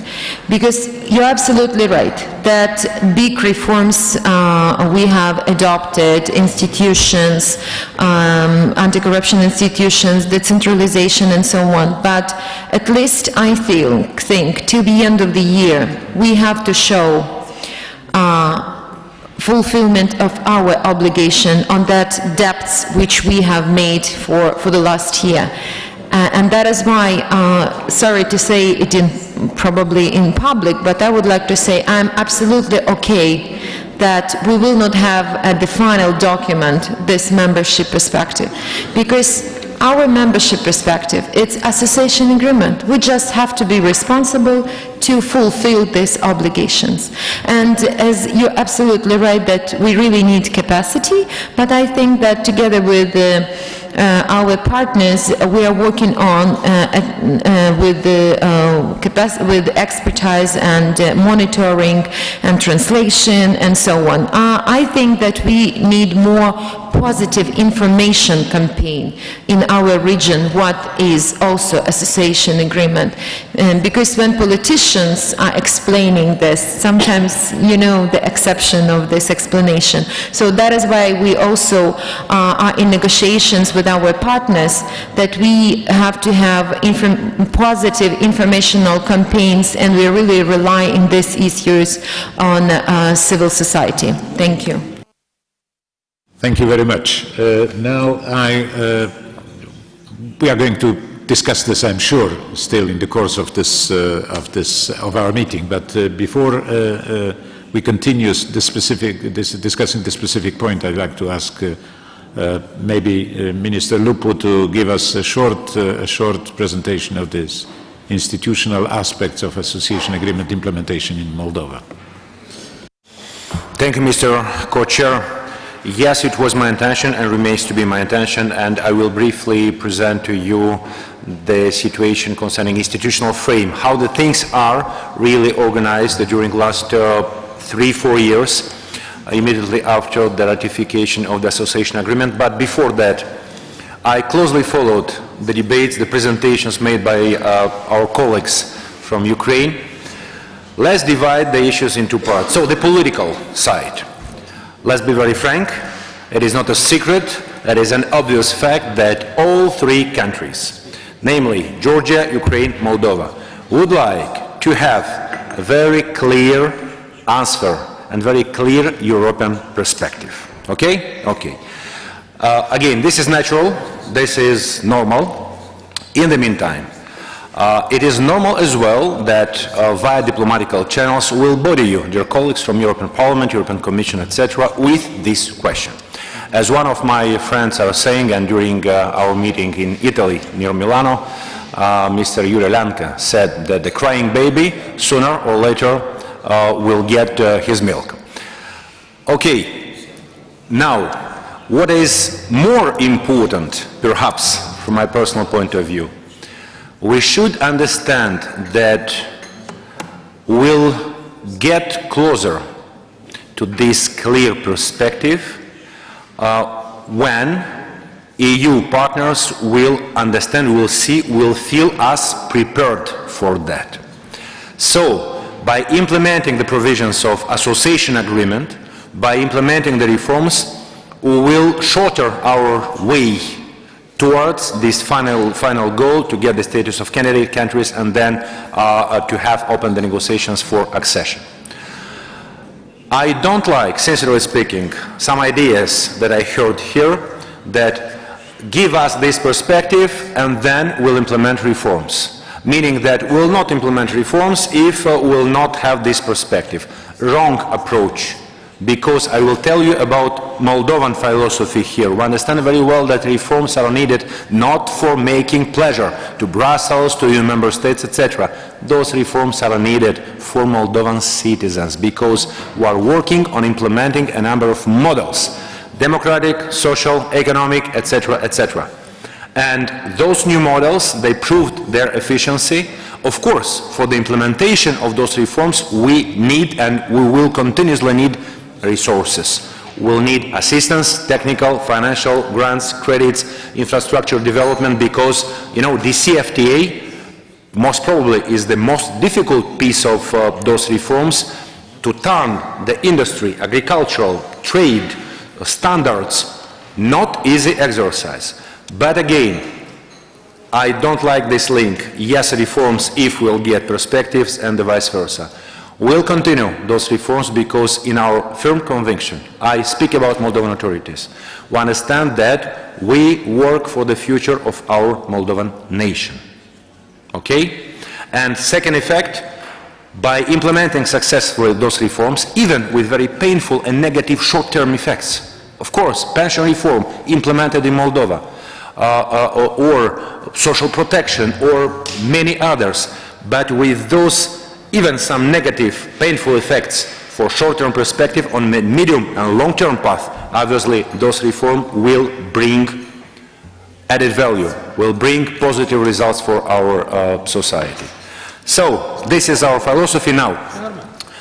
Besides political, I mean this wording about the crying baby, of course, we are speaking about the hard work on the daily basis for implementing the provisions of association agreement. First step, we decided that we need, obviously, an appropriate infrastructure or institutional base. Let me briefly tell you that at the level of the government, we have set a special governmental commission for EU integration, meaning a collective body led by the Prime Minister that frequently meet for okay, keeping the eye on the implementation of the actions deriving from action plans elaborated based on association agreement. Usually, for 1 year or 2 years perspectives, we are elaborating and we are approving, or by the Parliament or by the government, special action plans, in order to have an official document, ownership, and a very clear structure in front of us for doing the implementation and the monitoring. This commission includes the whole composition of the Cabinet of Ministers, plus the Governor of the National Bank, plus the Deputy Minister of Foreign Affairs that is especially responsible for the overall coordination, and all the chief of different implementing agencies. You should know also that the overall coordination and monitoring is doing by the Minister of Foreign Affairs and EU integration. Right now, we started some discussions, and this is my idea as well, that most probably we'll need in the future to separate this body, to have a separate Minister of Foreign Affairs and a separate, much more important and strong body dealing with EU coordination. I will tell you why. Because coordination of AA implementation is not a diplomatical function. This is about domestic policies. We need a body that will have good experts and specialists with a deep understanding of EU standards, dealing with line ministries. Diplomatical work is okay, but diplomats could not be perfect experts in all the areas. So, but this is about the future. Now, at the level of every or each line ministry, we have set a special internal divisions for EU integration, dealing with sectorial policies deriving from association agreement. Now, at the level of the Parliament, also, we have set, okay, besides the special committee for foreign affairs and EU integration, and I am the member, one of the members of this committee, we decided to set a cross-sectorial, so-called Parliamentary Council for EU integration, chaired by First Deputy Chairman of the Parliament, including in the composition of this council all the chairmen of standing committees, plus experts, plus. The special EU advisory mission is working both with governmental entities as well as with parliament entities. Frequently, once in 2-3 months, we have common meetings of the government and the Parliament of Moldova together in order to make an examination and assessment of the state of play, our outstanding issues, our debts, so to coordinate the plans of its implementation. As conclusion, I will be very interested to know what kind of structures exists in other countries, what could be the very relevant and interesting for us experience, and if some of our colleagues will be interested in our experience, please, I will be ready to provide you with much more detailed information. Thank you. Thank you very much, Mr. Lupu. I very much share what you have said on this. First of all, on the need to reform without actually having a fixed date in future, because the reforms are good for their own sake, because they certainly make the economy, the organization of the Moldovan state better and more suited to face competition from outside. So this is something which I share very much. Also your opinion that the committee responsible for European integration deals basically with domestic policies, because this is the body responsible for implementing laws at home, right? So at some point of time, indeed, it is a separate institution, although perhaps under a general supervision of the foreign ministry. But of course, there's been, I remember during the Eastern enlargement of the European Union, when 8 countries from the Eastern Europe were joining, there were different institutional setups. There was no identical structure in any of the countries. All of them, they finally managed to get into the European Union, but of course probably some of these structures were more efficient than others. So this is clearly an area where we can, partner countries can benefit from each other's experiences. So thanks a lot. Now I would like to ask my co-chair, Madam Kulordova, to give us a brief overview of the situation in Georgia. Thank you very much. I will be very brief, and maybe my colleagues also from Georgia would like to compliment afterwards. We don't need to repeat what has already been said, and I think we are facing the same situation. Therefore, some of the challenges that have been raised are the same. In Georgia, we do have a separate ministry, state ministry, for European coordinating the EU integration process. It's a state minister's office. It's not under the Ministry of Foreign Affairs, and we've had that for many years as a separate entity. There is a big debate in Georgia whether it is necessary to have it as a separate entity, actually. But for the argument that Mr. Lupu was raising, that they are dealing mostly with the EU integration agenda and the reforms that are stemming from the association agreement, and therefore they are dealing with the domestic reform agenda mostly. I also am of the opinion that they do have a separate task from the foreign ministry. But also in Georgia, in the Ministry of Foreign Affairs is politically responsible for steering our political relations with the EU, and that is the same, I think, across the countries, because the Ministry of Foreign Affairs does have an overall responsibility. On how the process is structured, of course, the association agreement implementation is one of the priorities of the government, and this is evident from a number of also legal acts, including the decree of the government of Georgia that was adopted after the signature of the association agreement, that clearly distributes responsibilities between the institutions on how the process should be taken forward. There is a high-level government commission for Georgia's integration into the European Union, which is the body that is chaired by the Prime Minister, and the State Minister's office acts as secretary to this state commission. The overall responsibility for the implementation of the DCFTA is with the Ministry of Economic Development, since those issues are mostly dealt with are of economic profile, so this is only natural. We do produce annual national plans for the implementation of the association agreement, and that work is coordinated through the Ministry of State Minister's Office for the European Integration. There are different tools that we are trying to use. Of course, the capacities also of the State Minister's Office have been strengthened, including with the assistance of the European Union since the signature of the association agreement. That relates to increased staff and improved capacities of the staff of the ministry to deal with this with the issues. As for screening the laws, and of course government has the most responsibility for preparing the legislation and harmonizing Georgia's legislation with the legislation of the relevant EU legislation. The work on checking the compliance is actually done by the government's office, but also at the same time there is some horizontal responsibility that rests with the Ministry of Justice. Ministry of Justice has the EU law department, which is responsible for compliance checks of the legislation.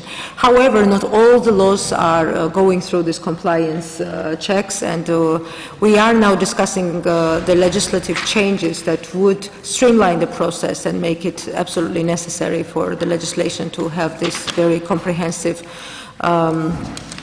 compliance checks. We do have in our legislation, Mr. Tarasuk was saying that the minister, that in the parliament, in Ukrainian Verkhovna Rada, you do not have the veto powers. We do not have veto powers in Georgia either. But the reality is such, every legislative act has the explanatory note, the document with which the legislation is initiated, and this explanatory note does require the initiators to specify what is the relation of this legislation with the international obligations, with bilateral agreements, etc., etc. There is not specific reference to association agreement and to the specific annexes and therefore directives and regulations that are referred to in the association agreement. But we are trying to, we now have the working group on the, in the Parliament that works on the revision of the, this template of the explanatory note, and what we are trying to do is to make it more explicit, make very clear links to the association agreement articles, to the directives, regulations, or even recommendations, if such are referred to in the association agreement. And we want to make the compliance checks necessary, or the table of concordance that would go article by article and make sure that there is the compatibility between the article that is proposed in the Georgian legislation and the relevant provisions of the association agreement. But this is the working process. This is what we are now working on. The biggest problem is that also in Georgia there has not been a tradition of or the understanding that the European Affairs, European Integration Committee is not a committee that deals with foreign affairs. Sort of it was understood that European Affairs, European Integration Committee is similar to the Foreign Affairs Committee, a committee that deals with external relations, but not with the entire world, but with the European Union. It's a distorted and not correct understanding of the mandate of the European Integration Committee. We understand it. I think, you know, we are more and more into this. I mean, this understanding is lending now that the committee is responsible for the domestic reform agenda, and this is what is stemming out from the association agreements. And this understanding is more and more reflected also in the work of the Parliament. What I refer to is that many times the laws would come to the Parliament and the Bureau assigns the laws to the different committees, and sometimes we would not even receive as a committee a draft law that is very directly linked to Georgia's commitments under the association agreement, because the Bureau had no understanding that these are the issues that, that our committee is interested in. But on the other hand, every time the European Bank for Development or whatever would appear in the title of the, like a loan agreement or something, you know, a simple document saying that Georgia is being given another, you know, credit for building roads or whatever, you know, this kind of document would come to the committee because the title of the document somehow mentioned the word Europe and or European, and this was this what triggered the fact that, you know, the document would come to the European Affairs Committee. But anyways, this is not the case anymore. We have addressed this problem, we have eradicated this, and now more and more this legislation comes to the committee. But the problem, of course, remains. I mean, we also have a problem of capacity.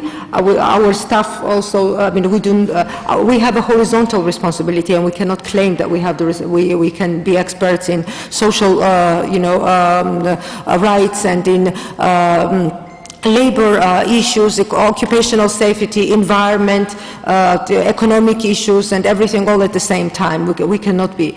But what we are doing is we have devised a format which allows us to work together with sectoral committees. So when there is a legislation that relates to any particular sector, environment is a big thing under the association agreement, we do this joint work with the Environment Protection Committee. We have also established the practice of, I mean, it's a little bit loudly said, establish the practice, but we have gone through one cycle of this and we are going to repeat it. We want to establish the practice of joint hearings of the relevant ministries also on their compliance, on their implementation of the association agreement responsibilities, and we do it sector by sector with the CFTA, you know, on the CFTA with ministry, with the relevant committee of the Parliament. That is different from the issues relating to health or the issues related to environment and so forth. So there are many more issues, but due to the time constraints, of course, I will stop here. Thank you. Yes, thank you very much. And the last speaker before we open a general discussion is Mr. Meredith, representing this time the European Commission. Thank you very much to both chairs and to all those who've spoken very eloquently already. We do indeed think it's a very useful forum to bring together and share the experiences, and I have to congratulate also on the self-organization principle, which I think could be essential in many aspects of the path that lies ahead.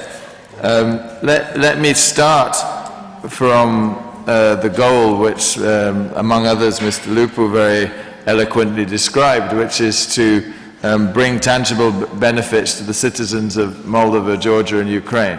And I think I'd also like to link with what Ms. Ionova said about the importance of public communication, because ultimately this exercise is first and foremost bringing the tangible benefits to your citizens and then demonstrating how that's been done and why that's in their interest. And I give a simple example. Data is very important, of course, a simple point, but we on the side of the institutions are keen to work with you and support you in making that case. And we already see that in the area of trade, the DCFTA is bringing real and tangible benefits in terms of the increased exports to the European Union, for example, to use one very simple example. Or if you want to put it in ways that are easier for citizens to relate to, I take but one of the three countries as an example. I could take any. Taking Georgia now, selling kiwis, honey and blueberries on the, and giving human examples and explaining, illustrating that as part of your strategic communication is, we believe, the best method to build public support for your European aspirations and choice. And we are very willing to work with you, both in terms of ensuring that there are such results on the ground and in providing technical assistance and support on the communication as well. So that's starting from that perspective. Then I can only echo what Mr. Grzyb said and Mr. Rosati about, and they know much better than us, the path that lies ahead, which takes time. And in that context, it's very important to have intermediate steps. And in that regard, we particularly welcome the agreements reached on the association agendas, which set a short to medium-term time frame. And with regard to the next item on the agenda, which is, of course, the prerogative of the members here, not me, but I think it's in the context of the two association agendas I know best, the governments have identified together with us key priorities that need to be addressed first in the sequencing, and I think this would be a good potential place to start. Even within that list, there's a range of options, because if one looks at the time frame of the full implementation of the agreement, Mr. Grzyb himself said it's even more ambitious than previous association agreements. It's estimated at around 70% of the full body of European law. So the question then is, what can be a workable work program? And the association agendas have a time frame till 2020, and then you've just discussed whether you meet once or twice a year. You need some really tangible intermediate benchmarks, and I think the key priorities in the association agenda could potentially be a good place to start. Then, if I may, I found it very interesting discussion about structures, because we are kind of the beneficiaries of the structures that you put in place in a way. So we work with them on the other side, and it's clear that it's a very important aspect, and certainly I would echo that one of the reasons I enjoy my job is it's not only foreign policy, it's coordination of internal policy. That's absolutely true. And it requires a particular style of coordination. There are different ways we see across the European Union of doing it, but certainly the structures are key. And that brings me to one of my other responsibilities that I believe may be helpful in supporting the work that you will identify as priorities, which is TIEX and twinning. Now, over 20 years, these instruments that we have at our disposal have proved extremely successful and popular, and I've been working for those 20 years, and in fact I don't know a single other instrument that is as popular as TIEX and twinning. And why is that? It's very simple. It's because it's a peer-to-peer, it's sharing experience. It's not hiring consultants. It's experts from member states who've gone through this process themselves, sharing with those who've chosen to go on that path, and it works extremely well. TAIEX is the short-term version where we can do study visits, 3 or 4 week exchanges. Twinning is the longer term, 6 to 18 months. It can be very well targeted. You can choose your partners. It's the fastest instrument we have in the EU to get on the ground. Extremely popular, and it addresses exactly the share of experience where you can match what you think is the best fit. We will provide the experts, and they come having lived through that experience, and I think the empathy is extremely important element. Anyway, on the side of the European Union institutions, I can only say that you have our strongest support. All our instruments are at your disposal. And I fully echo what Mr. Lupu has said about the most convincing argument, it would seem to us, is delivery on reforms, and we're at your right hand to help with that. Thank you very much. Thank you very much, Mr. Meredith, for this reassuring overview of different instruments and possibilities that exist, and they should be, of course, exploited and used to the full extent. Now we are left with maybe 5 minutes of time to have a general discussion, because we're supposed to finish to close our work of this working committee at 4:15. But still, of course, if there are some requests for the floor, we can I think continue for some time. Mr. Tarasov. Thank you, Mr. Co-Chair. Just to fill in the pause, well, listening to what our distinguished co-chair said about the experience of Georgian Parliament, I heard the phrase that the initiators of a draft resolution, draft law, should make a reference to the implementation of international obligations. Am I correct? So, this is not the case in Ukrainian Parliament. Although, basing on my 10 years long experience as a chair of the European Integration Committee, I must say that very often we do not receive the conclusions from the government about the compliance with the acquis communautaire, and it being left for 10 members of the Secretariat of the Committee, which is the same still. So the government, having hundreds of officials, do not implement their job. So needless to say that if the initiator of a draft law is a member of parliament, he is not caring about these obligations at all. So this is the responsibility of the government and then of the parliamentary committee. So which is not the case. So that's why I emphasize that there is a problem, at least in the Ukrainian parliament, on this regard, and we have to look for a common approach and probably recommend to our parliaments. Thank you. Thank you very much. Some other comments? If there is no further comments, unless you would like to say something. Maybe as a suggestion, I mean, just because this is an issue that interests all of us, maybe we can use also Lawrence Meredith's suggestion about TAIEX, and also think about a joint event on with TAIEX on parliamentary capacities on the harmonization of legislation. With that framework, we could, have a dedicated session, because 15 minutes is not enough to go into the depths and see how the countries are dealing with this, and then come up with concrete recommendations. Maybe we can do that together. Okay, thank you very much. Then let me briefly conclude this point.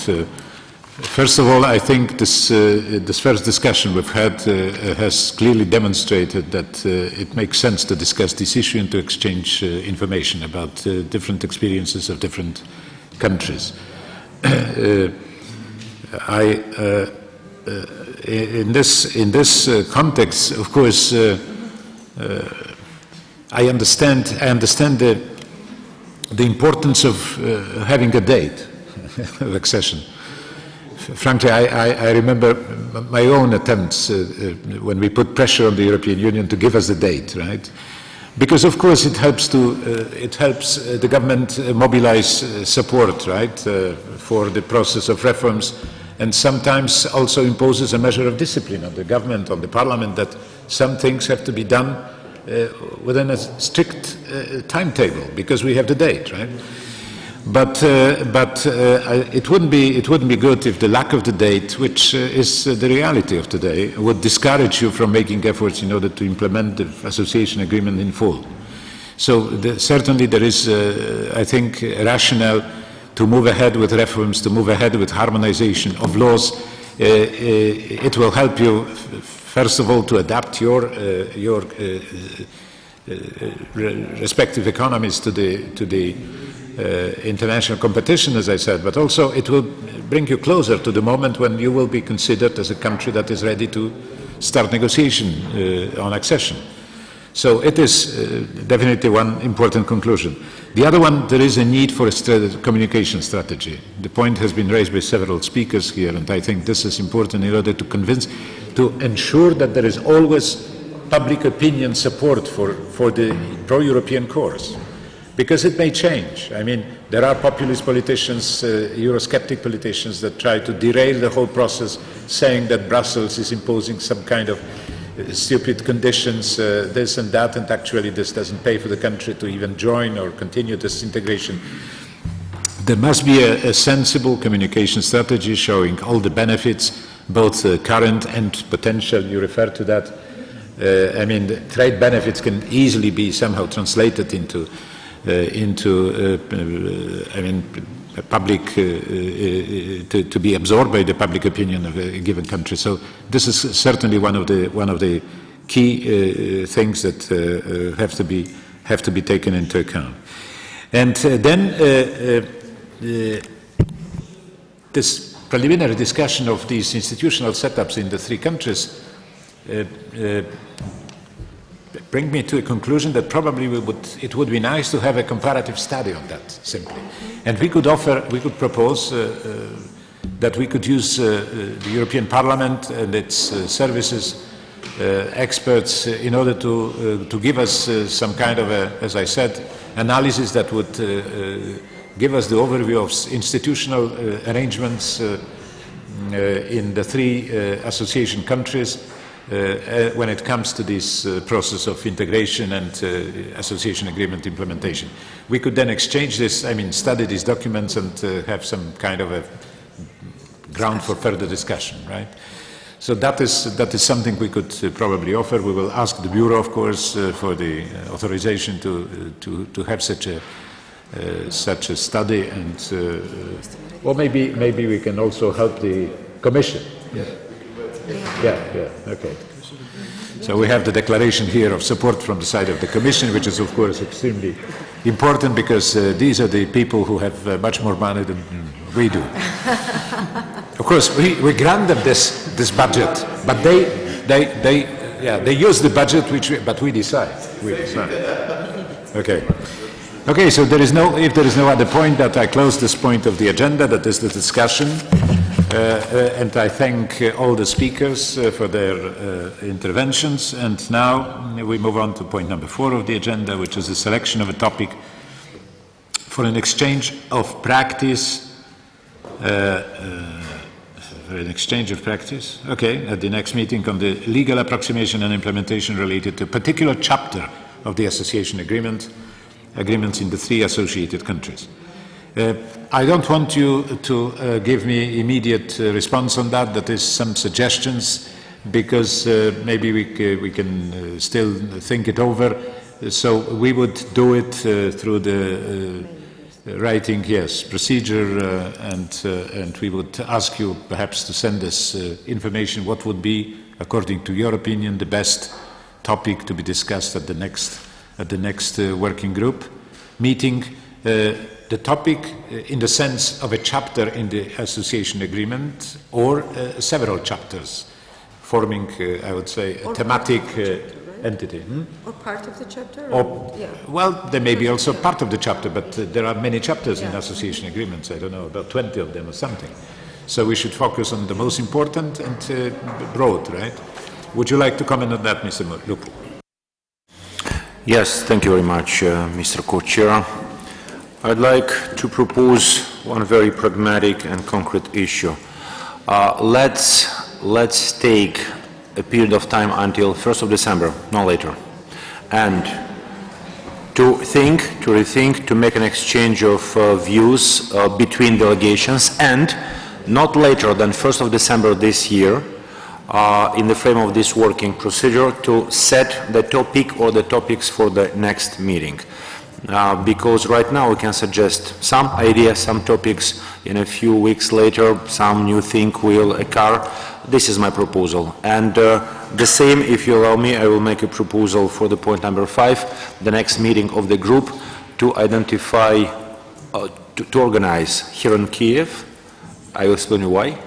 Because here in Kiev, today, first meeting of our group, the second one, a kind of continuation, and the date, let's decide a little bit later, but the date should be prior to the meeting of the Permanent Bureau of the Assembly, first quarter of next year, January, February, or March.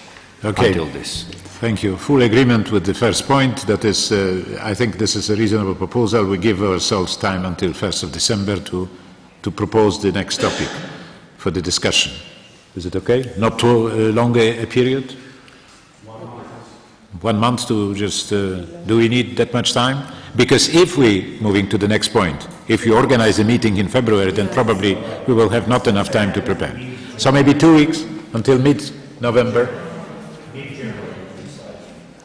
No, to decide on the topic which will be the subject of our next substantive discussion in the working group meeting. Okay, so I expect the 3 partner countries to provide us with their proposals on the topics. Now, on the place and date of the next meeting, which is point number 5. As we all know, the regular meeting of the working group would take place at the occasion of the next parliamentary assembly in Brussels, right? That is in June. In June. But if there is, as I said, if there is a feeling or a request from the member states, partner countries, that we should probably have an earlier meeting at an earlier date, sometime at the occasion of the committee meeting, Committee for Political Affairs, then we will propose to the Bureau to get the approval for that, and we would organize the meeting of our working group at the occasion of the political committee meeting. And the political committee meeting meets where? Here in Kiev? In Georgia. Not yet decided. Okay. So it will be, so I'm not able to promise you that this is going to be in Kiev, because probably the next committee meeting will be in Georgia. But that is something we have to, of course, agree with the Bureau, and I hope there should be no problem with that, but formally this is the Bureau which takes the decision, and then the Parliament has to finally endorse this. I would like, okay, so that brings us to the end of point number 5. Any other business? I have just one communique. Do we have something, Madam Co-Chair? Yeah, so we agreed on the February in Georgia, or we did not agree? Yeah, we agreed that we will apply for the authorization to have the meeting of the Working Party at the occasion of the next Political Affairs Committee meeting, which will take place, wherever it will take place, then our party will also meet at that place. And as far as the miscellaneous or other business is concerned, I wanted simply to inform the members that I am co-chairing this committee in several sense, not only with you, Madam Co-Chair, but also I am co-chairing this with a colleague from the S&D, because we agreed that Each committee, subsequent committees will be chaired by either me or a colleague from the Social Democrats group, Mrs. Claire Moody, on a rotational basis. There were strong interest from both political groups to chair it, so we finally struck a compromise on this. So that's to inform you about this arrangement. We're happy to see this interest. Okay, yes, we are very much, we are very, yes, the strongest, the biggest political groups are very much interested in you know, having impact on this and having a possibility to lead this group, the working of this group. Okay, any other business? If there is no other business, then I would like to thank all the participants for the meeting. Mr. Lupo, yes, please. Very short remark. I should confess, I'm indeed happy that this working group that has been set under my initiative is such important and interesting for everybody. That is the only case, the only platform having 3 co-chairs among all others. I'm indeed happy. Thank you very much.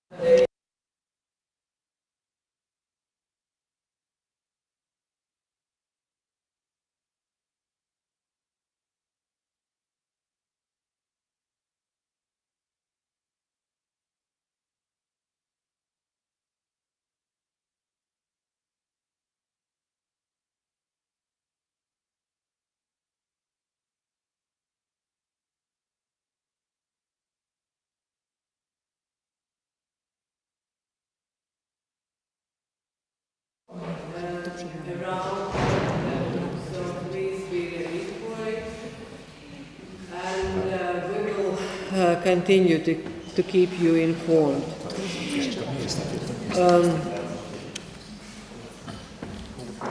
Accordingly, the agenda of the plenary session of Parliamentary Assembly tomorrow on the 1st of November, the presentation of 4 reports of the standing committees will be made by one co-rapporteur. Only for each report, and namely it was agreed that a political report will be done by Fayon and 5 minutes for each. Economic report done by Hautala, energy report by co-rapporteur Bostanian, and social report by co-rapporteur Veselova. And there, what is important... Yes, sorry, energy report will be done by Mr. Grip, not Bostanjan. Okay, that is your agreement, we take note of that. And then what is important, that we consider that all these reports have been debated thoroughly in the committee meetings, and there will not be any debate on the reports adopted by the standing committees. But the Assembly will go straight to the vote after the presentation made by co-rapporteurs.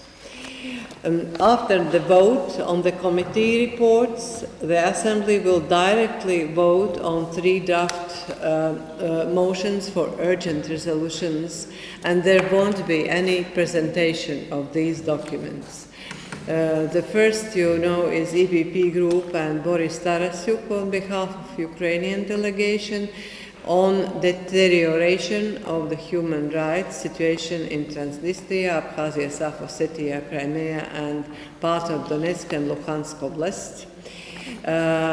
Second, Armenian delegation urgency on lethal autonomous weapon systems. And third, Ukrainian delegation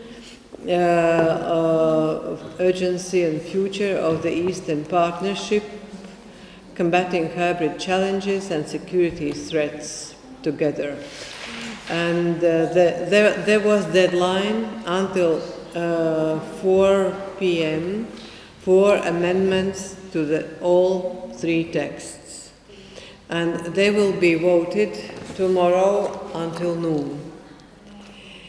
And then the agreement was reached on the Bureau message to the Eastern Partnership Summit.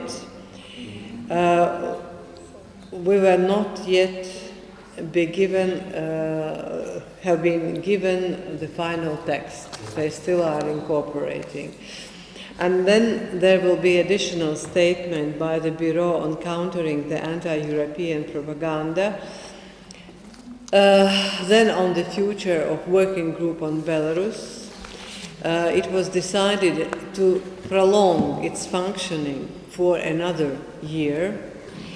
Then on the statement by the Women's Forum was agreed to be sent to public political declaration by the Forum. Statement was sent to the public, but the political declaration by the Forum will be discussed at the next Bureau meeting in several months. Next meetings, and this is important, take note, Bureau will meet on 18th of April 2018. All 4 committees will meet between 12 to 16 February 2018 in Eastern Partnership countries. The Assembly will meet in the second half of 2018 in Brussels. Next topics for reports were decided. Energy Committee, title, Energy Efficiency Development and Energy Sustainability in the EU and Eastern European Partners. Political Committee, Security Challenges in the Eastern Partnership countries and enhancing the role of the EU in addressing them. Then Economic Committee, Foreign direct investment in the EU member states and Eastern countries, perspectives. Social Committee, taking informal and undeclared work and enhancing social security of employees in the EU and Eastern partner countries. So this is the information what I wanted to share with you. And now I will ask Boris if you are ready to speak about tabled position of Ukraine regarding the retabled amendments.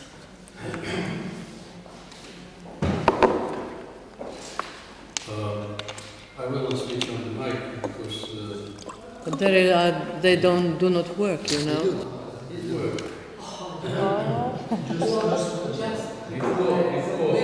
Before commenting on the Social Affairs Committee, I would like to inform you about my contacts with the apparatus of the Parliament. Since the Bureau decided to change the duration of our meeting today until 21, 8:30.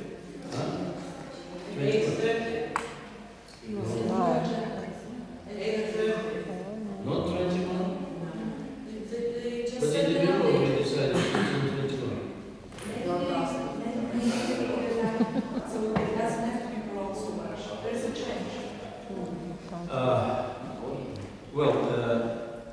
In the Bureau meeting, maybe Armen will confirm, we decided to prolong the meeting until 21. 21, yes. Yeah.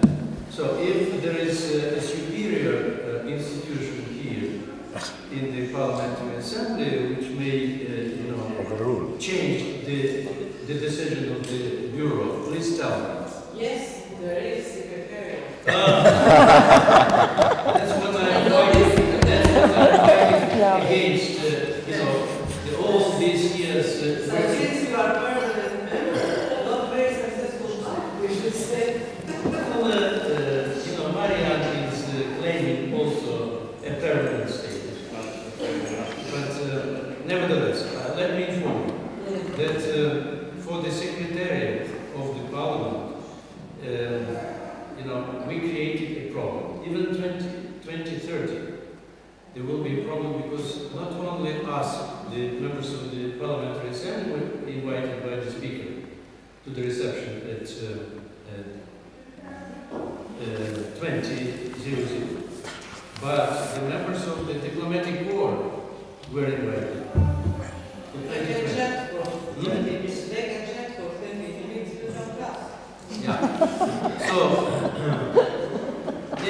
So, I am taking seriously the powers of the Bureau. I informed that it might be done on the way the Speaker appeared at 20:00 to meet and to greet the members of the diplomatic board. Then he leave and suggest them to wait until all of us will be free to meet them. So that means that if it is serious about the Secretariat powers about 2030, so that would mean that they will wait for us some 30 minutes. Yeah. So this is about this. Also, I was requested to ask the Speaker not only to open the debate and make a speech, but to give the floors to those who are going to be first in the list element. I don't know yet the answer from the speaker. He wasn't in his office at that time. And the third element, Sandra, we agreed in the bureau that there will be a family photo before the opening of the session. That means that 5 minutes to 6 we got together in the plenary hall to make a family photo. So this is just to inform you about the decisions and how they were perceived by the Secretariat of the Parliament. About the social provisions.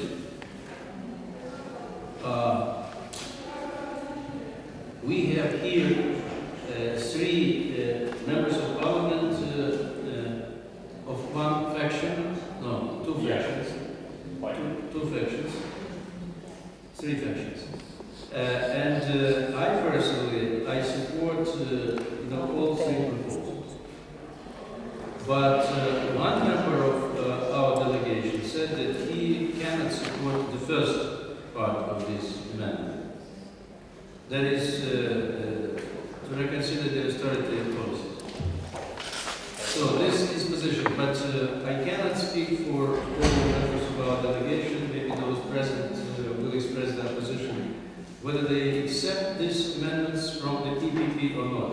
I personally, I do support. Thank you. Thank you. We take note of possibility that one of your delegation will not be in the class or will not vote for. Say about the common position of Ukrainian delegation. So, if the others agree, so I'm happy. I'm not agree. Okay. Yesterday we discussed with all members of our delegation and common position.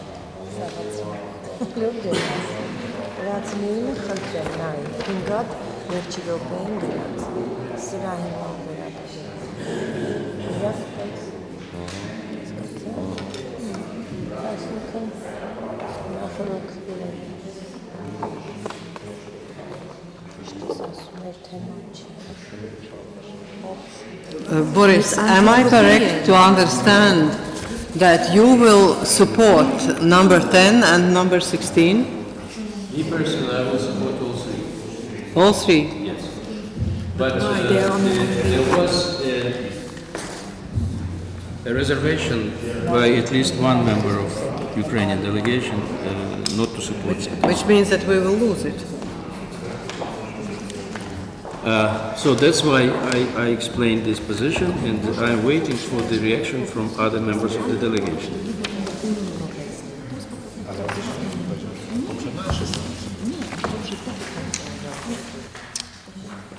Can I make it clear on paragraph 10 and 16? You personally, you are going to support which amendments? 10 and 16. Sorry? 10 and 16. We passed 3 votes. Well, all members of the Ukrainian delegation agree on the out of 3 amendments to amendments number 2 and 3. Whereas I confirmed that I support all amendments of the EPP, all 3, on the EPP, of the EPP. No, this is the split votes. These are the split votes. We have to vote the first part, plus. And the second against. Against this part of text. Yeah. And this is is not an amendment, this is a request for a split vote. Yeah, We want to delete this, The part I with understand. bold. At least one member of Ukrainian delegation from EPP said he cannot agree to delete this part. this one. Yeah. Yeah. Okay. So we take note of that.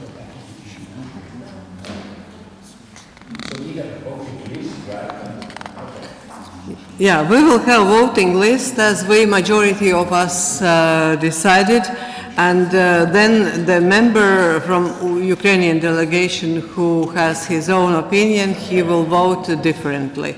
It happens in the best houses of Europe, it always happens.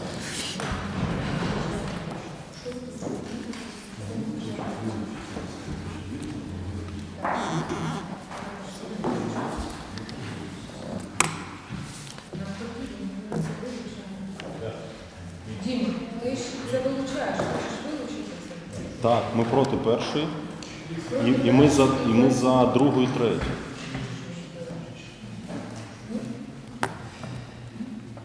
Окей, якщо немає заперечень, то ми тоді підтримуємо позицію Європейської народної партії, так?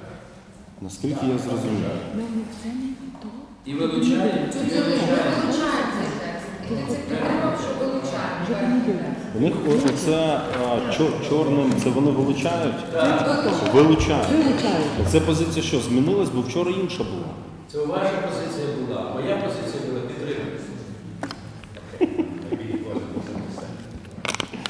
Ні, ми understand everything. Yesterday we have a common position, but now we have the another view on this. Your final decision. Are you going to vote along our proposal?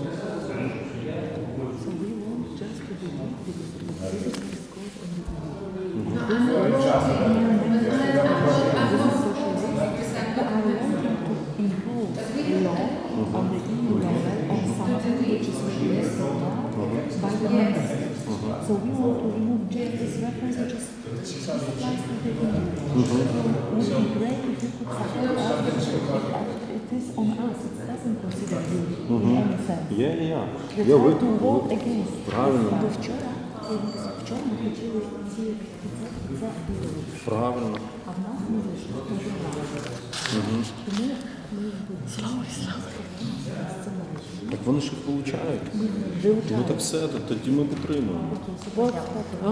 Маша, все, знайшли узгодження, бо вчора була одна позиція, ось мені пояснили. Зараз Борис Іванович. Борис Іванович, ми дійшли згоди. Ми підтримуємо повністю. І коли я казав, що ви висловили загальну позицію української делегації, я був врешті правий. Okay. I'm wrong. The Ukrainian delegation supported all three proposals by the EPP. Okay. Yes. Thank you. What a good news. If there is, please.